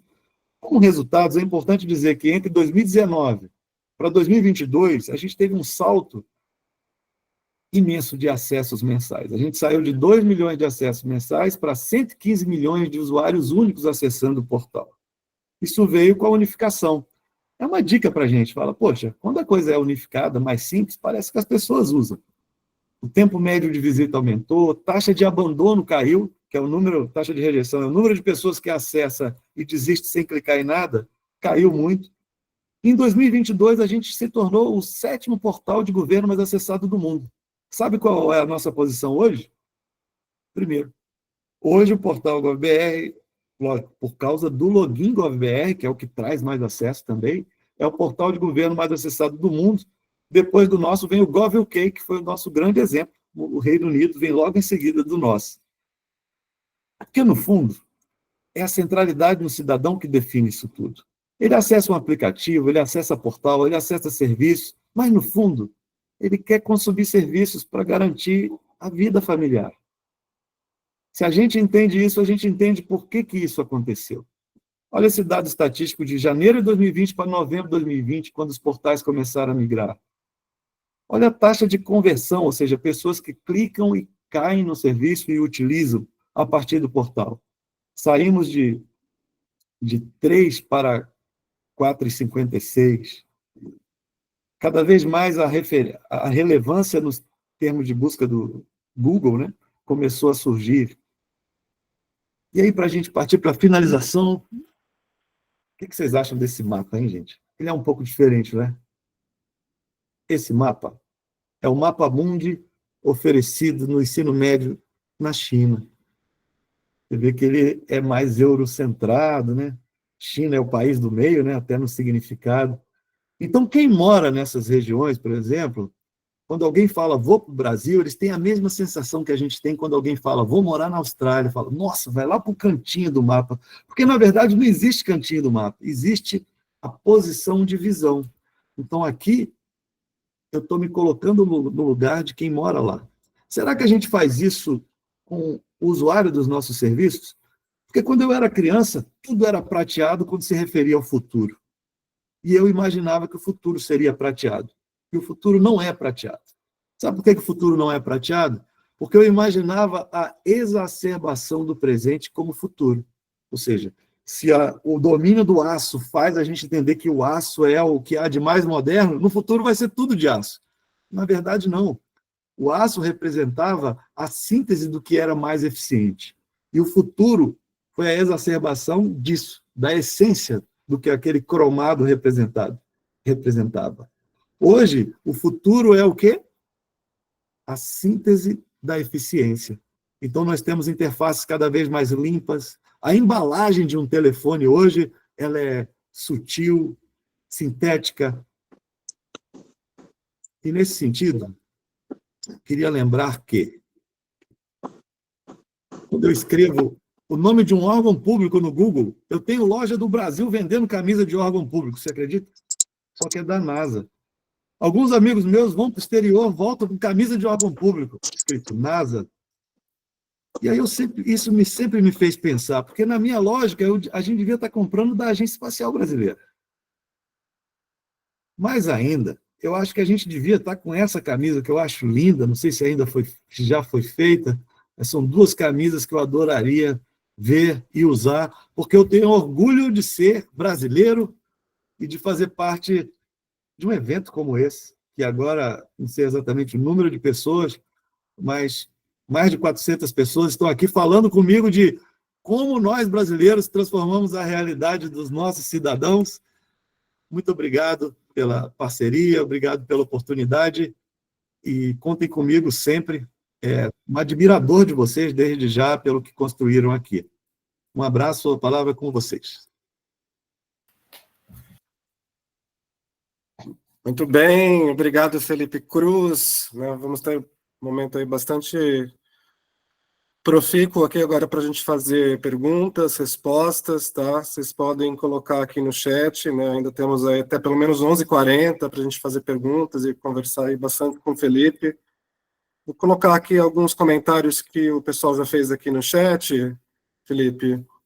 O Antônio de Oliveira comentou, poxa, 65% da população ainda não consegue nem ler, nem interpretar. Como é que fica essa questão? Por exemplo, a Valéria comenta também sobre projeto de letramento digital com meninas de comunidade para apoiar mulheres no acesso a serviços, relata algumas dificuldades com o reconhecimento facial. Como é que fica essa questão do letramento digital? Olá, gente. Opa. Eu tive um probleminha aqui no computador. Está dando um eco. Já vou resolver. Só um segundo.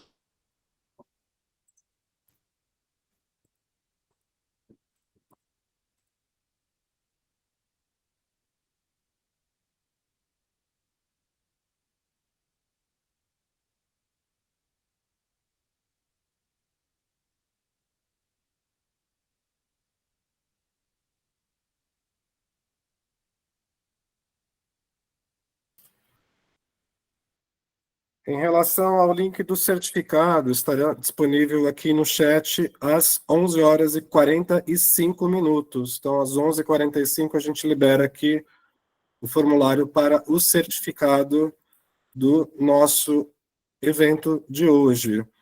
Em relação à gravação, a gravação será disponibilizada no canal do CGTIC da Andifes.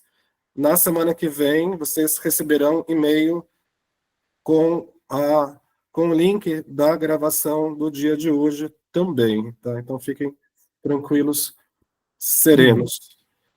Muito bem, estamos aqui de volta com o Felipe Cruz. Felipe, vou começar aqui a sessão de comentários aqui da nossa plateia de hoje. O Antônio de Oliveira comentou assim: 65% da população não consegue nem ler nem interpretar. Como é que fica essa questão de linguagem simples?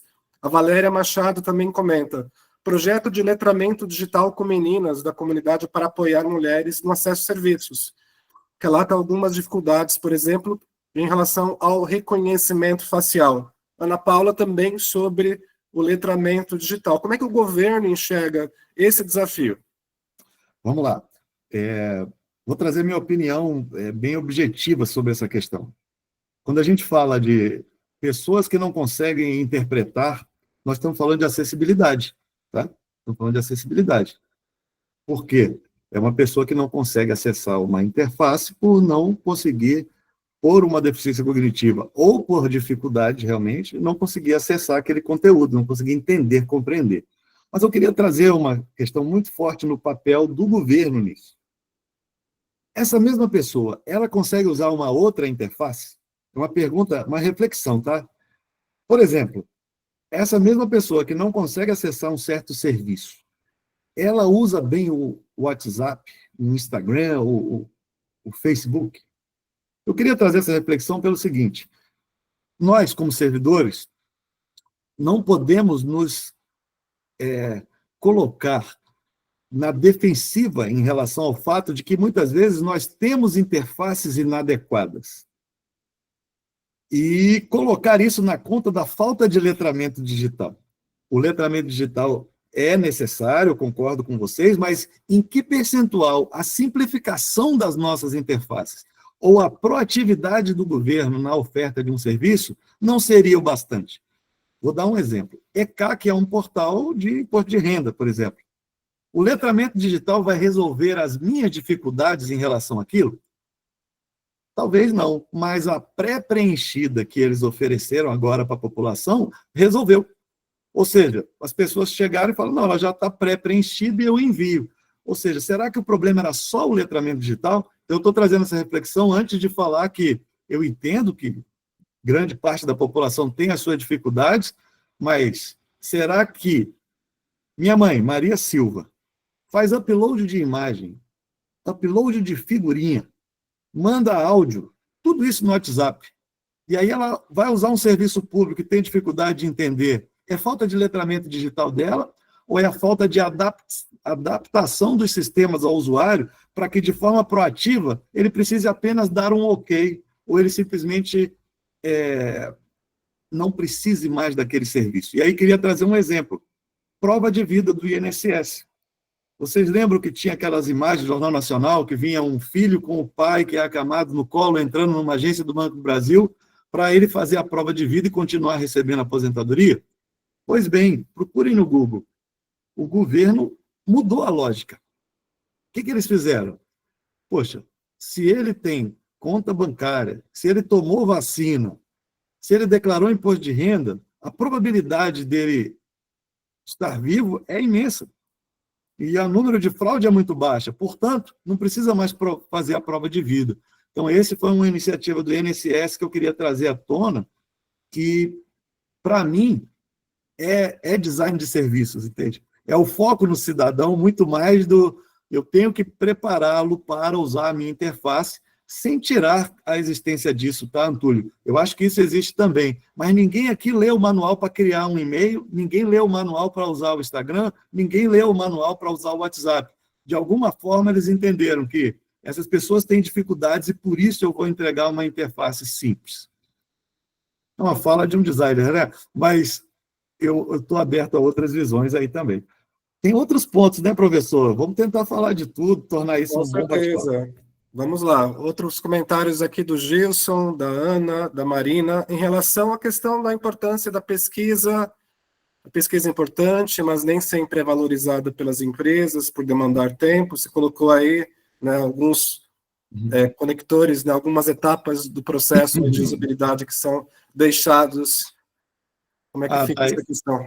Disso eu quero falar. Eu acho que é até um pouco invertido. Não sei quem fez a pergunta, para citar o nome, mas as empresas vivem disso, na verdade. E aí, desde que começou o projeto GovBR, a gente se conectou com muitas empresas, porque a gente era muito aprendiz. Então, o Design System, por exemplo, surgiu numa oficina que a gente fez, e aí a Iara, do Serpro e o Lobinho, nunca esqueço desse momento, a gente fez uma oficina para tratar o fato de que a gente tinha silos na oferta de apps de governo e a gente não tinha informação sobre canais de serviço.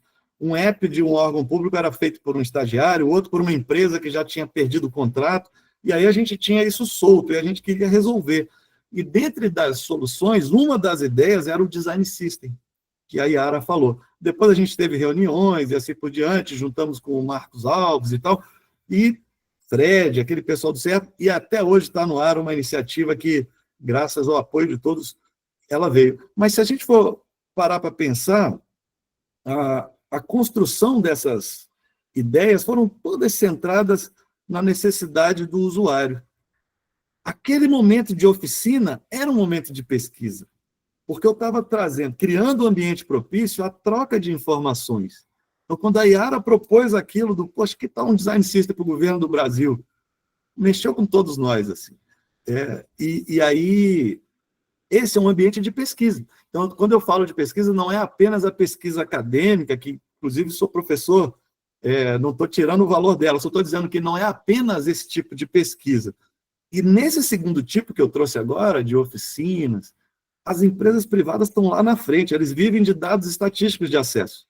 Então, o número de aquela churn, né, pessoas que saíram do canal, quantas entraram na loja e baixaram, quantas não baixaram, a maturidade nesse tipo de análise, na minha visão, é maior nas empresas privadas até do que na nossa, e isso, o que é, se não pesquisa? É dado contextualizado como informação para apoiar a tomada de decisão de uma gestão diária de um canal digital que está gritando ali, mostrando as palavras do usuário por meio de cliques. Excelente. O Marcos Souza, da Federal de Santa Maria, comenta assim: falta equipes qualificadas nas instituições, algumas sem designers, né? Muitos portais. O Leandro Zimbrão coloca: por que alguns órgãos e serviços públicos ainda resistem a essa questão da usabilidade? Alguns casos não possuem a menor intuitividade. Gente, é o seguinte, se uma empresa coloca um aplicativo no ar, com investimento, e as pessoas não conseguem utilizar, o aplicativo e a empresa sobem, não é? Isso. Se um site governamental coloca um aplicativo no ar e o servidor não consegue utilizar, o que vai acontecer? Essa pessoa vai pegar um ônibus e vai lá. Esse é um ponto importante a trazer. Então, nós, enquanto responsáveis por soluções digitais, é que precisamos entender que o cidadão não precisa se adaptar a nós como governo. Nós precisamos estar centrados no usuário, ouvir o usuário. E aí, recentemente, num curso, agora eu vi o caso da Califórnia, que tinha um benefício, chama CalFresh o caso. Foi num curso que eu fiz agora. E aí, esse caso era o seguinte, era uma interface que deu certo no estado. Todos os outros estados quiseram, encheram a iniciativa de requisitos para um cartão de alimentação, um cartão que é oferecido para a população que precisa comprar alimentos. Para entrar, ficou tão difícil para entrar que as pessoas começaram a parar de utilizar. E aí um grupo de uma instituição não governamental chamado Code for America, CFA, esse grupo resolveu analisar o caso. E aí eles analisaram e falaram, peraí, as pessoas têm dificuldade de fazer o cadastro. Depois que conseguem, de 6 em 6 meses, ela tem que revalidar, ela não consegue. E aí eles começaram a identificar que eles não tinham um canal único, eram vários órgãos para conseguir um cadastro, eles tinham que ir em órgãos diferentes. E aí eles criaram um sistema governamental próprio, um sistema não governamental próprio, e ofereceram para o governo. Vamos tentar usar o nosso sistema. Virou um sucesso com a simplificação. E esse mês, em junho, sai do ar para o governo voltar a utilizar o site que era do governo. Esse mês, agora, um projeto super bacana na Califórnia, que eu acho que é o que o Brasil vai ter que começar a fazer também. Vamos pegar nossos hackathons, o ambiente de ensino, vamos buscar o serviço público e falar, vamos fazer uma proposta para vocês no ambiente de pesquisa e transformar a realidade. Porque eu sou dos que acredito que se a gente não limpa a parte da frente da nossa casa, não adianta ficar esperando. A gente vai viver muito tempo com a parte da frente suja. Ou seja, eu acredito que a gente tem que fazer algo a mais, e o ambiente acadêmico é minha escola, né? Eu tenho graduação, mestrado e doutorado na Universidade Pública aqui de Brasília, e assim, acho que a gente está com um grupo aqui que pode transformar a realidade do país, se trouxer para o ambiente acadêmico de pesquisa a transformação de realidade.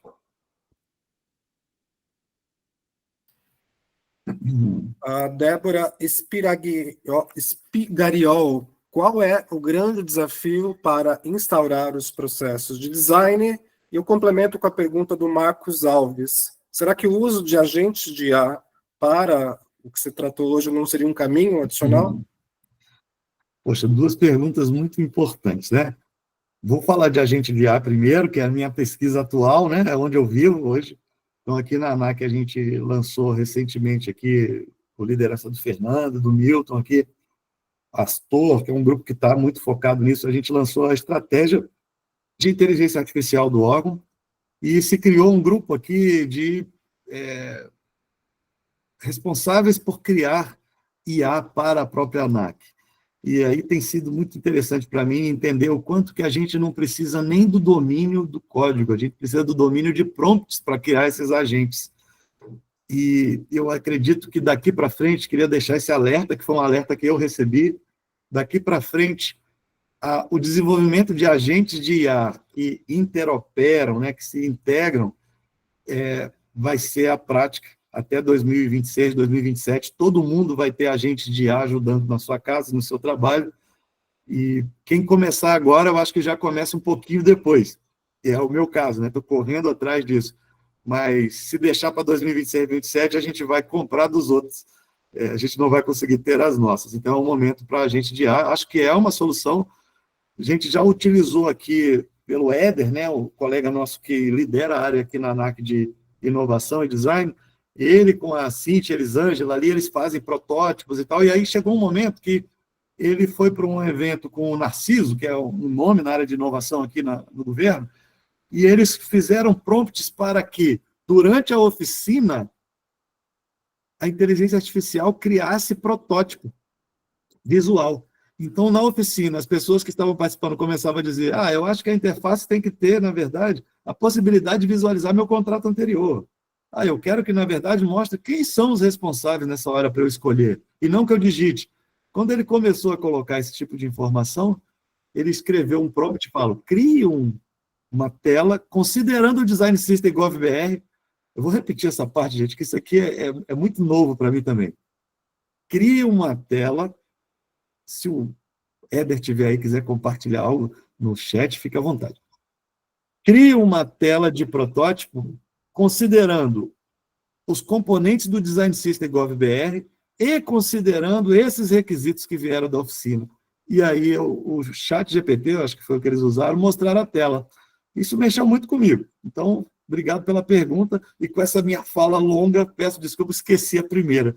Alguém consegue repetir para mim? Sobre processos de integração de cada etapa. Desafios. Isso. O desafio é o seguinte, gente, o processo de desenvolvimento de software passou por muitas evoluções no tempo, né? Lá atrás, meu pai, que é físico, era analista de sistemas, porque eram matemáticos e físicos que faziam o desenvolvimento de sistema em linguagem de máquina na década de 70, lembro até do computadores do tamanho de um apartamento hoje, né? Kitnet, mas era imenso, né? E aí, isso foi mexendo com as estratégias de desenvolvimento. Chegou um ponto que a gente tinha um processo unificado, mas que já considerava a necessidade de iterar, porque o waterfall, como base do desenvolvimento de sistemas, ou seja, eu tenho um requisito e entrego o sistema daqui a um ano. Poxa, daqui a um ano esse requisito mudou. Então, acho que todo mundo viveu um pouco do waterfall quando ele era inadequado. Acho que tem espaços que o waterfall é um caminho adequado, né? Trabalhar em cascata, mas nem sempre é. Chegou um momento que a gente começou a entender que os métodos ágeis poderiam trazer visões diferentes para o projeto, diminuindo o nível de incerteza e possibilitando novas versões que agregassem e entregassem valor. Nesse contexto atual, o design entra nesse ciclo em cada sprint, de entender novas necessidades e propor, numa equipe multidisciplinar, interfaces adequadas para aquela funcionalidade. O desafio é que, nesse processo de transição do waterfall ao método ágil, e considerando o design como central na concepção de requisitos e funcionalidades, cada instituição está num estágio. Não é porque já existe a agilidade no desenvolvimento e o design como parte da construção que todo mundo evolui da mesma forma, assim como o próprio modelo de Estado, né? A gente veio de império aqui, onde a gente tinha o que era do rei, o que era do povo era do rei, e hoje a gente está num modelo de governo totalmente diferente em pouquíssimos anos, né? 500 e poucos anos. Então, imagina isso no desenvolvimento de sistemas. Então, há um desafio em mostrar o quanto que esse design, entrando, ele simplifica e diminui retrabalho. Quando isso vem à tona e fala, olha, se a gente traz o design focado no usuário para a fase de elicitação de requisitos, a gente tem, na verdade, menos retrabalho no desenvolvimento e mais satisfação do usuário. Quando isso é quebrado, essa resistência, dificilmente se volta atrás. Eu nunca vi voltar atrás. Tá? Então, hoje na ANAC nós temos 2 estagiários de design, no Serpro, que nos atende no aplicativo da ANAC, quem quiser ser piloto, fica aqui a propaganda, aproveitando essa audiência, baixe o app da ANAC aí, ó, piloto privado lá, o passo a passo para se tornar piloto privado. Dentro do Serpro nós temos designers, tem lá a Jamile na reunião com a gente, tem na equipe do Design System do Serpro, designer ali trabalhando também.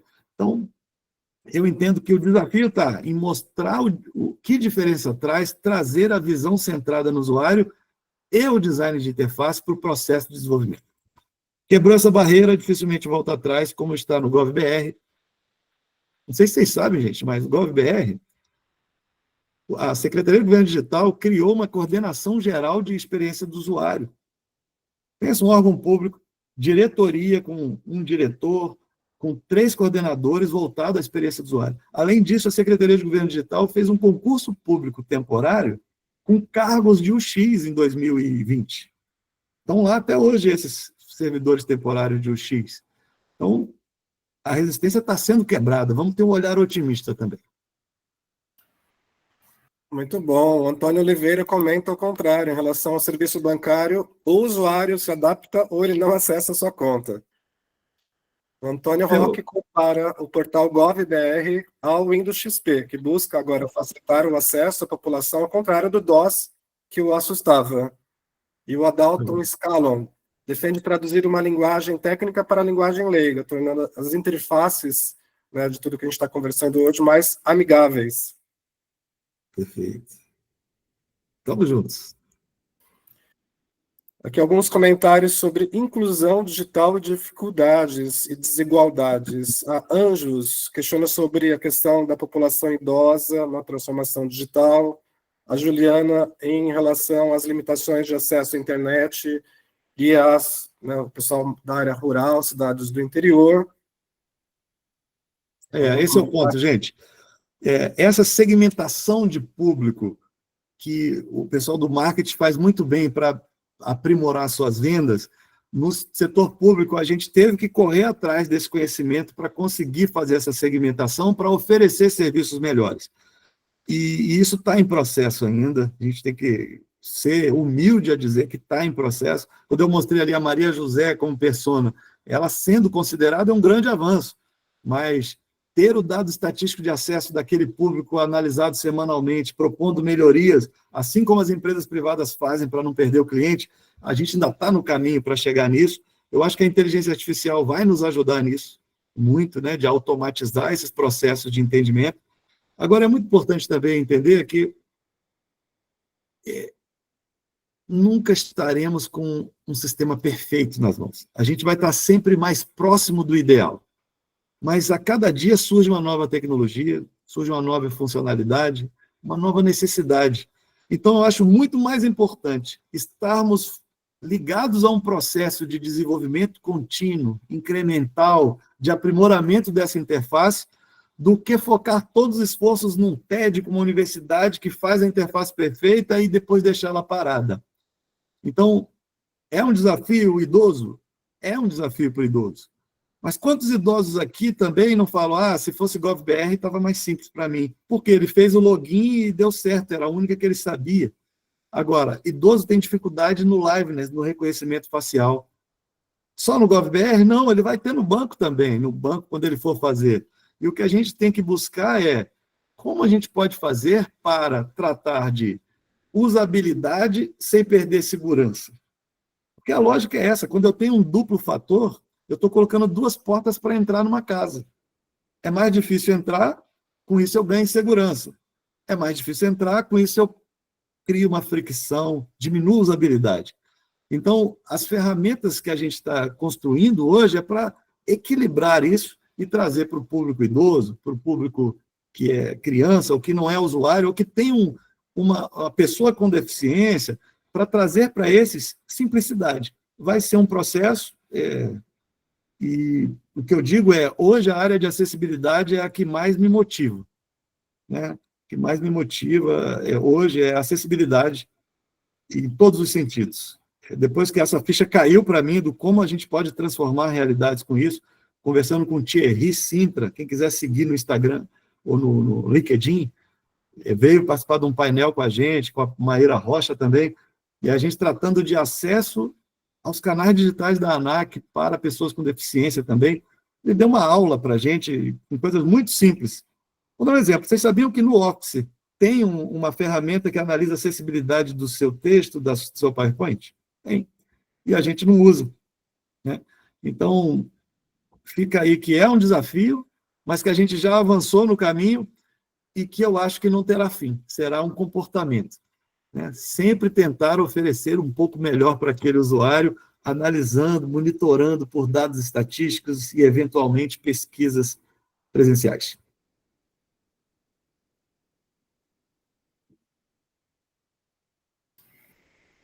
Estou disponibilizando aqui o formulário de check-in, o formulário para você ganhar o certificado de participação. A gente vai continuar aqui com o Felipe, mais alguns minutinhos para mais algumas perguntas, mas a gente já pede a gentileza que vocês comecem a acessar agora o formulário para você garantir o seu certificado de participação na segunda edição do Tech Talks das Federais. Uma provocação aqui sobre a integração e a padronização de sistemas. Felipe, o Josias pergunta, será que não há algum movimento do governo federal da integração dos sistemas usados também nas universidades federais? Pois é. Quem foi que fez a pergunta mesmo? Josias Borges. Ô, Josias, vou te trazer um pouquinho da história de decretos aqui, tá? Então, dê uma olhada no decreto 9756 de 11 de abril, ou 14 de abril de 2019. Ele foi o que definiu a unificação de canais digitais como algo a ser seguido, né? E decreto tem uma força presidencial. Lá não deixou clara a necessidade das IFES fazerem esse movimento. Na verdade, colocou ali a administração direta, indireta, fundacional, mas as IFES não foram determinantes em relação às instituições de educação. Então, a própria Universidade de Brasília, aqui, que eu conheço o pessoal, colocaram a barra GovBR lá em cima, mas não necessariamente aplicaram o Design System nos seus sistemas, porque não virou uma obrigação. Agora, tem uma instrução normativa que trata do Design System. Quem puder me ajudar, entra em gov.br/design, lá tem legislação e tem que fala da aplicação do Design System.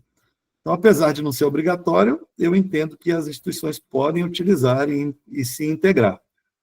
Tem dois ganhos. Primeiro, os componentes que estão ali são pensados sob o ponto de vista da acessibilidade. E responsividade é acessibilidade também, ou seja, funcionar no celular é algo que é bacana. Segundo ponto, eu entendo também que hoje há muitas fraudes. Então, as fraudes, às vezes, hoje em dia, tentam imitar o Design System até. Mas por que elas tentam? Porque criam um ambiente seguro também, mais intuitivo. Então, pode haver uma evolução nesse sentido, mas eu gostaria muito também que crescesse a adesão, como aconteceu com o FCSA, não é isso? Do Rafael? Poxa, foi por conta própria, sem ser obrigado, eles entenderam que ali havia algo e buscaram a adequação do sistema ao Design System para trazer. Eu entendo que talvez esse seja o caminho, tá, Josias? Não tenho certeza, mas eu acho que é mais por aí que vai acontecer, e por isso que não aconteceu no passado, porque as IPs não estavam no decreto. Olá, Lidiane. Oi, Felipe. Deixa eu aproveitar até fazer uma provocação dentro desse tema, né? Vamos lá. Realmente, né, tem o decreto aí que dispensa, né, as universidades e os militares, né, de adotar o padrão do GovBR, mas o design está liberado, né, para quem quer usar. E aí eu queria fazer uma provocação, né, porque o portal de serviços, né, do GovBR, ele veio com uma demanda, para cada universidade, vamos colocar 5 serviços aqui, padronizou os serviços, né? E o que eu sinto é que as universidades, elas não integraram muito bem esse movimento, porque são serviços que nem todos estão digitalizados, acho que é diploma, biblioteca, alguma coisa assim. E para o cidadão, que é o foco do portal de serviços, não são coisas assim muito interessantes, né? O que faria muito sentido lá seriam aplicações, né, que as universidades e os institutos federais se unissem, né? Imagina assim, eu sou uma aluna, né, estou saindo do ensino médio, quero procurar um curso de medicina. Se eu quiser saber aonde tem curso de medicina público, federal, eu vou ter que entrar em 69 sites, né, para descobrir, para ver a nota, ver onde que é. Isso é muito ruim, né? Então, o portal de serviços, ele tinha que ter alguma coisa que congregasse as informações que é de uso para o nosso público de verdade, né? E não esses serviços que hoje estão lá, né? A gente está tentando, enquanto colégio, fazer essa discussão lá com a Loiane, né? Para tentar colocar serviços que realmente sejam úteis, né? E não impor para cada universidade colocar serviço lá, que às vezes, a maioria das vezes é público interno. E aí eu queria fazer uma provocação para você, Felipe, para que você deixasse aqui uma contribuição para a gente. Quando a gente faz concurso, a gente contrata analista de TI que não tem perfil como esse de design, né? Não tenho como contratar esse profissional, né? Como que a gente poderia construir uma iniciativa dessa dentro das universidades? Em que órgão que a gente poderia estar conversando para a gente aprimorar e dar esse passo, né? Porque não chega esse profissional aqui. Queria muito ter essa agência, essa coordenadoria que você comentou de experiência do usuário, né? Mas a gente não consegue, né? O que a gente pode fazer? Obrigado por essa pergunta, né? Eu estava aqui conversando na ANAC, e aí vai ter uma mudança das estagiárias de design aqui que vão ser substituídas. Eu falei, olha, vocês nem imaginam o que vocês plantaram aqui. Não foram as interfaces que vocês criaram que eu mais valorizo. O que vocês mais criaram aqui foi a consciência de que não se vive sem designer pensando na experiência do usuário, no desenvolvimento de soluções digitais. E aí você falou um nome, Loiane, né? Minha amiga, já foi minha chefe lá. A Loiane, ela pode te trazer a seguinte informação. O edital, que é público, o edital, acho que foi CESP, o edital que levou a contratação de servidores públicos temporários para o X, eu acho que é um grande norte, tá? Porque ele não fechou em tem que ser formado em design, mas as questões eram baseadas nisso. Então, eu acho que sempre que a gente vai fazer algo, é bom conhecer o que foi feito antes, porque teve erro e acerto naquilo. E aí eu falaria com a Loiane, uma reunião ali, de até que ponto o MGI, né, não poderia fazer uma moderação desse processo para trazer esse tipo de pessoal, porque há uma atribuição da Secretaria de Governo Digital enquanto responsável pelo ambiente de transformação digital nacional. E ter esse profissional aí dentro, eu entendo que há uma ligação com o papel da SGD, né? Então, acho que... E o fato de ter sido feito lá. Então, obrigado por isso. Lembrando, gente, eu me formei em 99, eu entrei em 93 no curso de Desenho Industrial, meu pai era analista, então eu sabia dessa possibilidade, mas, cara, explicar para minha tia que eu fazia desenho industrial, o que era isso, era muito difícil. Hoje é muito fácil, por isso eu sou um grande otimista, tá? Porque agora eu tenho 49 anos de idade, eu entrei no curso com 17, imagina. E olha aí, um presente que eu recebi divino aí, de Deus, foi trabalhar no design system de um governo como o Brasil, né? De um país, trabalhar num portal. Então, vai dar certo. Fica tranquilo que a gente vai conseguir trazer esses designers para os órgãos públicos, por concurso, por TED, porque resultado a gente tem para mostrar aí como a gente transforma a realidade, tá, Ligiane? Felipe, as pessoas estão perguntando qual é o seu e-mail para entrar em contato contigo. Se puder colocar aqui no chat, por gentileza. Vamos lá, vou colocar aqui. Enquanto o Felipe está colocando, eu já vou divulgar aqui a próxima edição. Em breve estará disponível o hot site da próxima edição, mas vocês já estão aí em primeira mão sabendo. A terceira edição do Tech Talk das Federais, dia 31 de julho. Então, daqui a um mês, Pessoal da Federal da Bahia, cadê o pessoal da Bahia? Obrigado. Estaremos juntos aí, então, no dia 31 de julho, o tema proteção cibernética nas universidades federais. Pessoal da Federal da Bahia, Ítalo Valci e o Kleber Mascarenhas darão um show aí também no próximo Tech Talks. Então já fica aí, já marca na sua agenda, em breve estará disponível o hot site da próxima edição. Temos o canal do YouTube também, com as gravações. Na próxima semana vocês terão o acesso à gravação da edição de hoje e também no link que vocês vão receber depois no e-mail, vocês vão também ter acesso às gravações anteriores. Muito bem, então estamos aqui dando encerramento e queria que o Felipe desse as últimas palavrinhas aí para todos, por favor. Poxa, gente, então está acabando. Uma pena, foi um prazer estar com vocês, senti uma energia diferente aqui, de alegria, de momento, né, acho que aprendizado mútuo. Eu queria agradecer, porque essas oportunidades a gente aprende a valorizar quando elas acabam, né? Poxa, um dia eu fui chamado para algo super legal, que tinha 400 pessoas, conversa super boa, e agora eu estou aprendendo a olhar para o lado e notar que isso está acontecendo agora, né? Isso de olhar para o lado começou com meus filhos, assim, eu estava no sofá com a minha esposa vendo televisão, e em vez de olhar o que estava na televisão, eu comecei a olhar para eles. E aí eu tenho um filho pequenininho, você vê aquele narizinho, aquele pezinho pequeno, e aí eu comecei a ser muito grato. Falei, poxa, obrigado, meu Deus, olha o que eu estou vivendo, né? E nesse momento eu queria conectar isso com olhar para o usuário. Às vezes olhar para o usuário é olhar para o lado. Ao invés da gente ficar olhando para a tela e eu sou o usuário, a gente olhar para o lado e falar, poxa, está difícil para ele. Eu consigo melhorar isso, né, no papel que eu estou. E nesse momento, olhando para o lado, eu vejo a minha mesa, vejo a porta fechada e, ao mesmo tempo, eu falo, eu estou aqui com o pessoal, né, da CGTIC, aqui da Andifes, Unifesp, eu estou com pessoas que vão transformar a realidade do brasileiro e eu fui usado para, de alguma forma, trazer reflexões, mesmo sabendo um pedaço do todo. Então, agradecer mais uma vez, contem sempre comigo.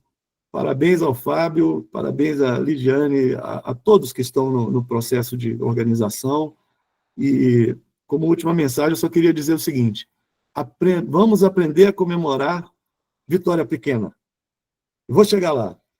Quando meus filhos estavam num escorregador, eu já contei muito essa história, mas eu senti vontade de contar, deve ser necessário. Eles estavam no escorregador, meus filhos, na piscina, e aí eles escorregavam e caíam na piscina. E a gente queria almoçar, eu e minha esposa. E a gente falava, vamos almoçar, galera. E eles caindo na piscina, caindo na piscina. Até que, em um momento, eu comecei a contar o número de degraus que eles subiam e falei, olha, eles já subiram mais de 100 degraus. E eu falei, eu estou tendo uma aula de gestão de pessoas, eu falei para minha esposa, porque se eu peço para subir 100 degraus, eles nem conseguem. Mas eles já estão subindo e não querem parar de subir, porque a cada 10 tem um escorregador. Esse aqui é o meu escorregador, gente. E aí eu pergunto para vocês, toda vez que entregar algo, pequeno que seja, escorregador, vamos subir mais 10 degraus, valorizar na equipe toda vez que tiver uma entrega. E é uma história que eu conto bastante, não sei se esse grupo já conhecia, mas ela mexe muito comigo. E esse momento é um escorregador para mim. Estou muito feliz, grato por ter sido um instrumento para algo tão valioso que é a capacitação desse grupo. Contem comigo sempre, Deus abençoe vocês. Felipe, só já falar sobre isso, aqui da Unifesp, Alexandre. Olá. Mais uma coisa em relação a você, a gente reestruturou uma área, montou uma área de qualidade em serviços e um foco em serviços na estruturação da STI no último ano, justamente baseado nas suas falas. Tá? Então, você foi uma inspiração para essa estruturação, ela ainda não gerou o impacto que a gente gostaria, mas iniciamos um movimento focado justamente nessas questões, fizemos uma parceria com a Colabora.gov para discutir linguagem CIP, foco em serviços, e agora a tua palestra aqui também é complementar esse movimento que você iniciou lá atrás, a gente também é portador dessa ideia. Que honra, meu amigo, é tudo nosso. Assim, o que eu falo é o que eu ouvi dos amigos aqui, então, assim, sem mérito nenhum nisso, mas fico feliz por fazer parte desse grupo. contem sempre comigo. E onde vocês ficarem, eu viajo muito. Um dia eu queria almoçar com vocês. Eu vou muito para São Paulo, Rio, Bom. então a gente combina algo aí, tá bom? Ótimo. Muito bem, muito obrigado ao Felipe Cruz. Também agradecer ao nosso parceiro desta edição, Universidade Federal de Ciências da Saúde de Porto Alegre. Né? A sua universidade também pode ser parceira nas próximas edições. Mande e-mail para a gente da organização, estaremos juntos aí numa das próximas edições do Tech Talks das Federais. Muito bem, muito obrigado. O certificado vocês receberão por e-mail. Até lá. Até mais. Até mais, gente. Prazer.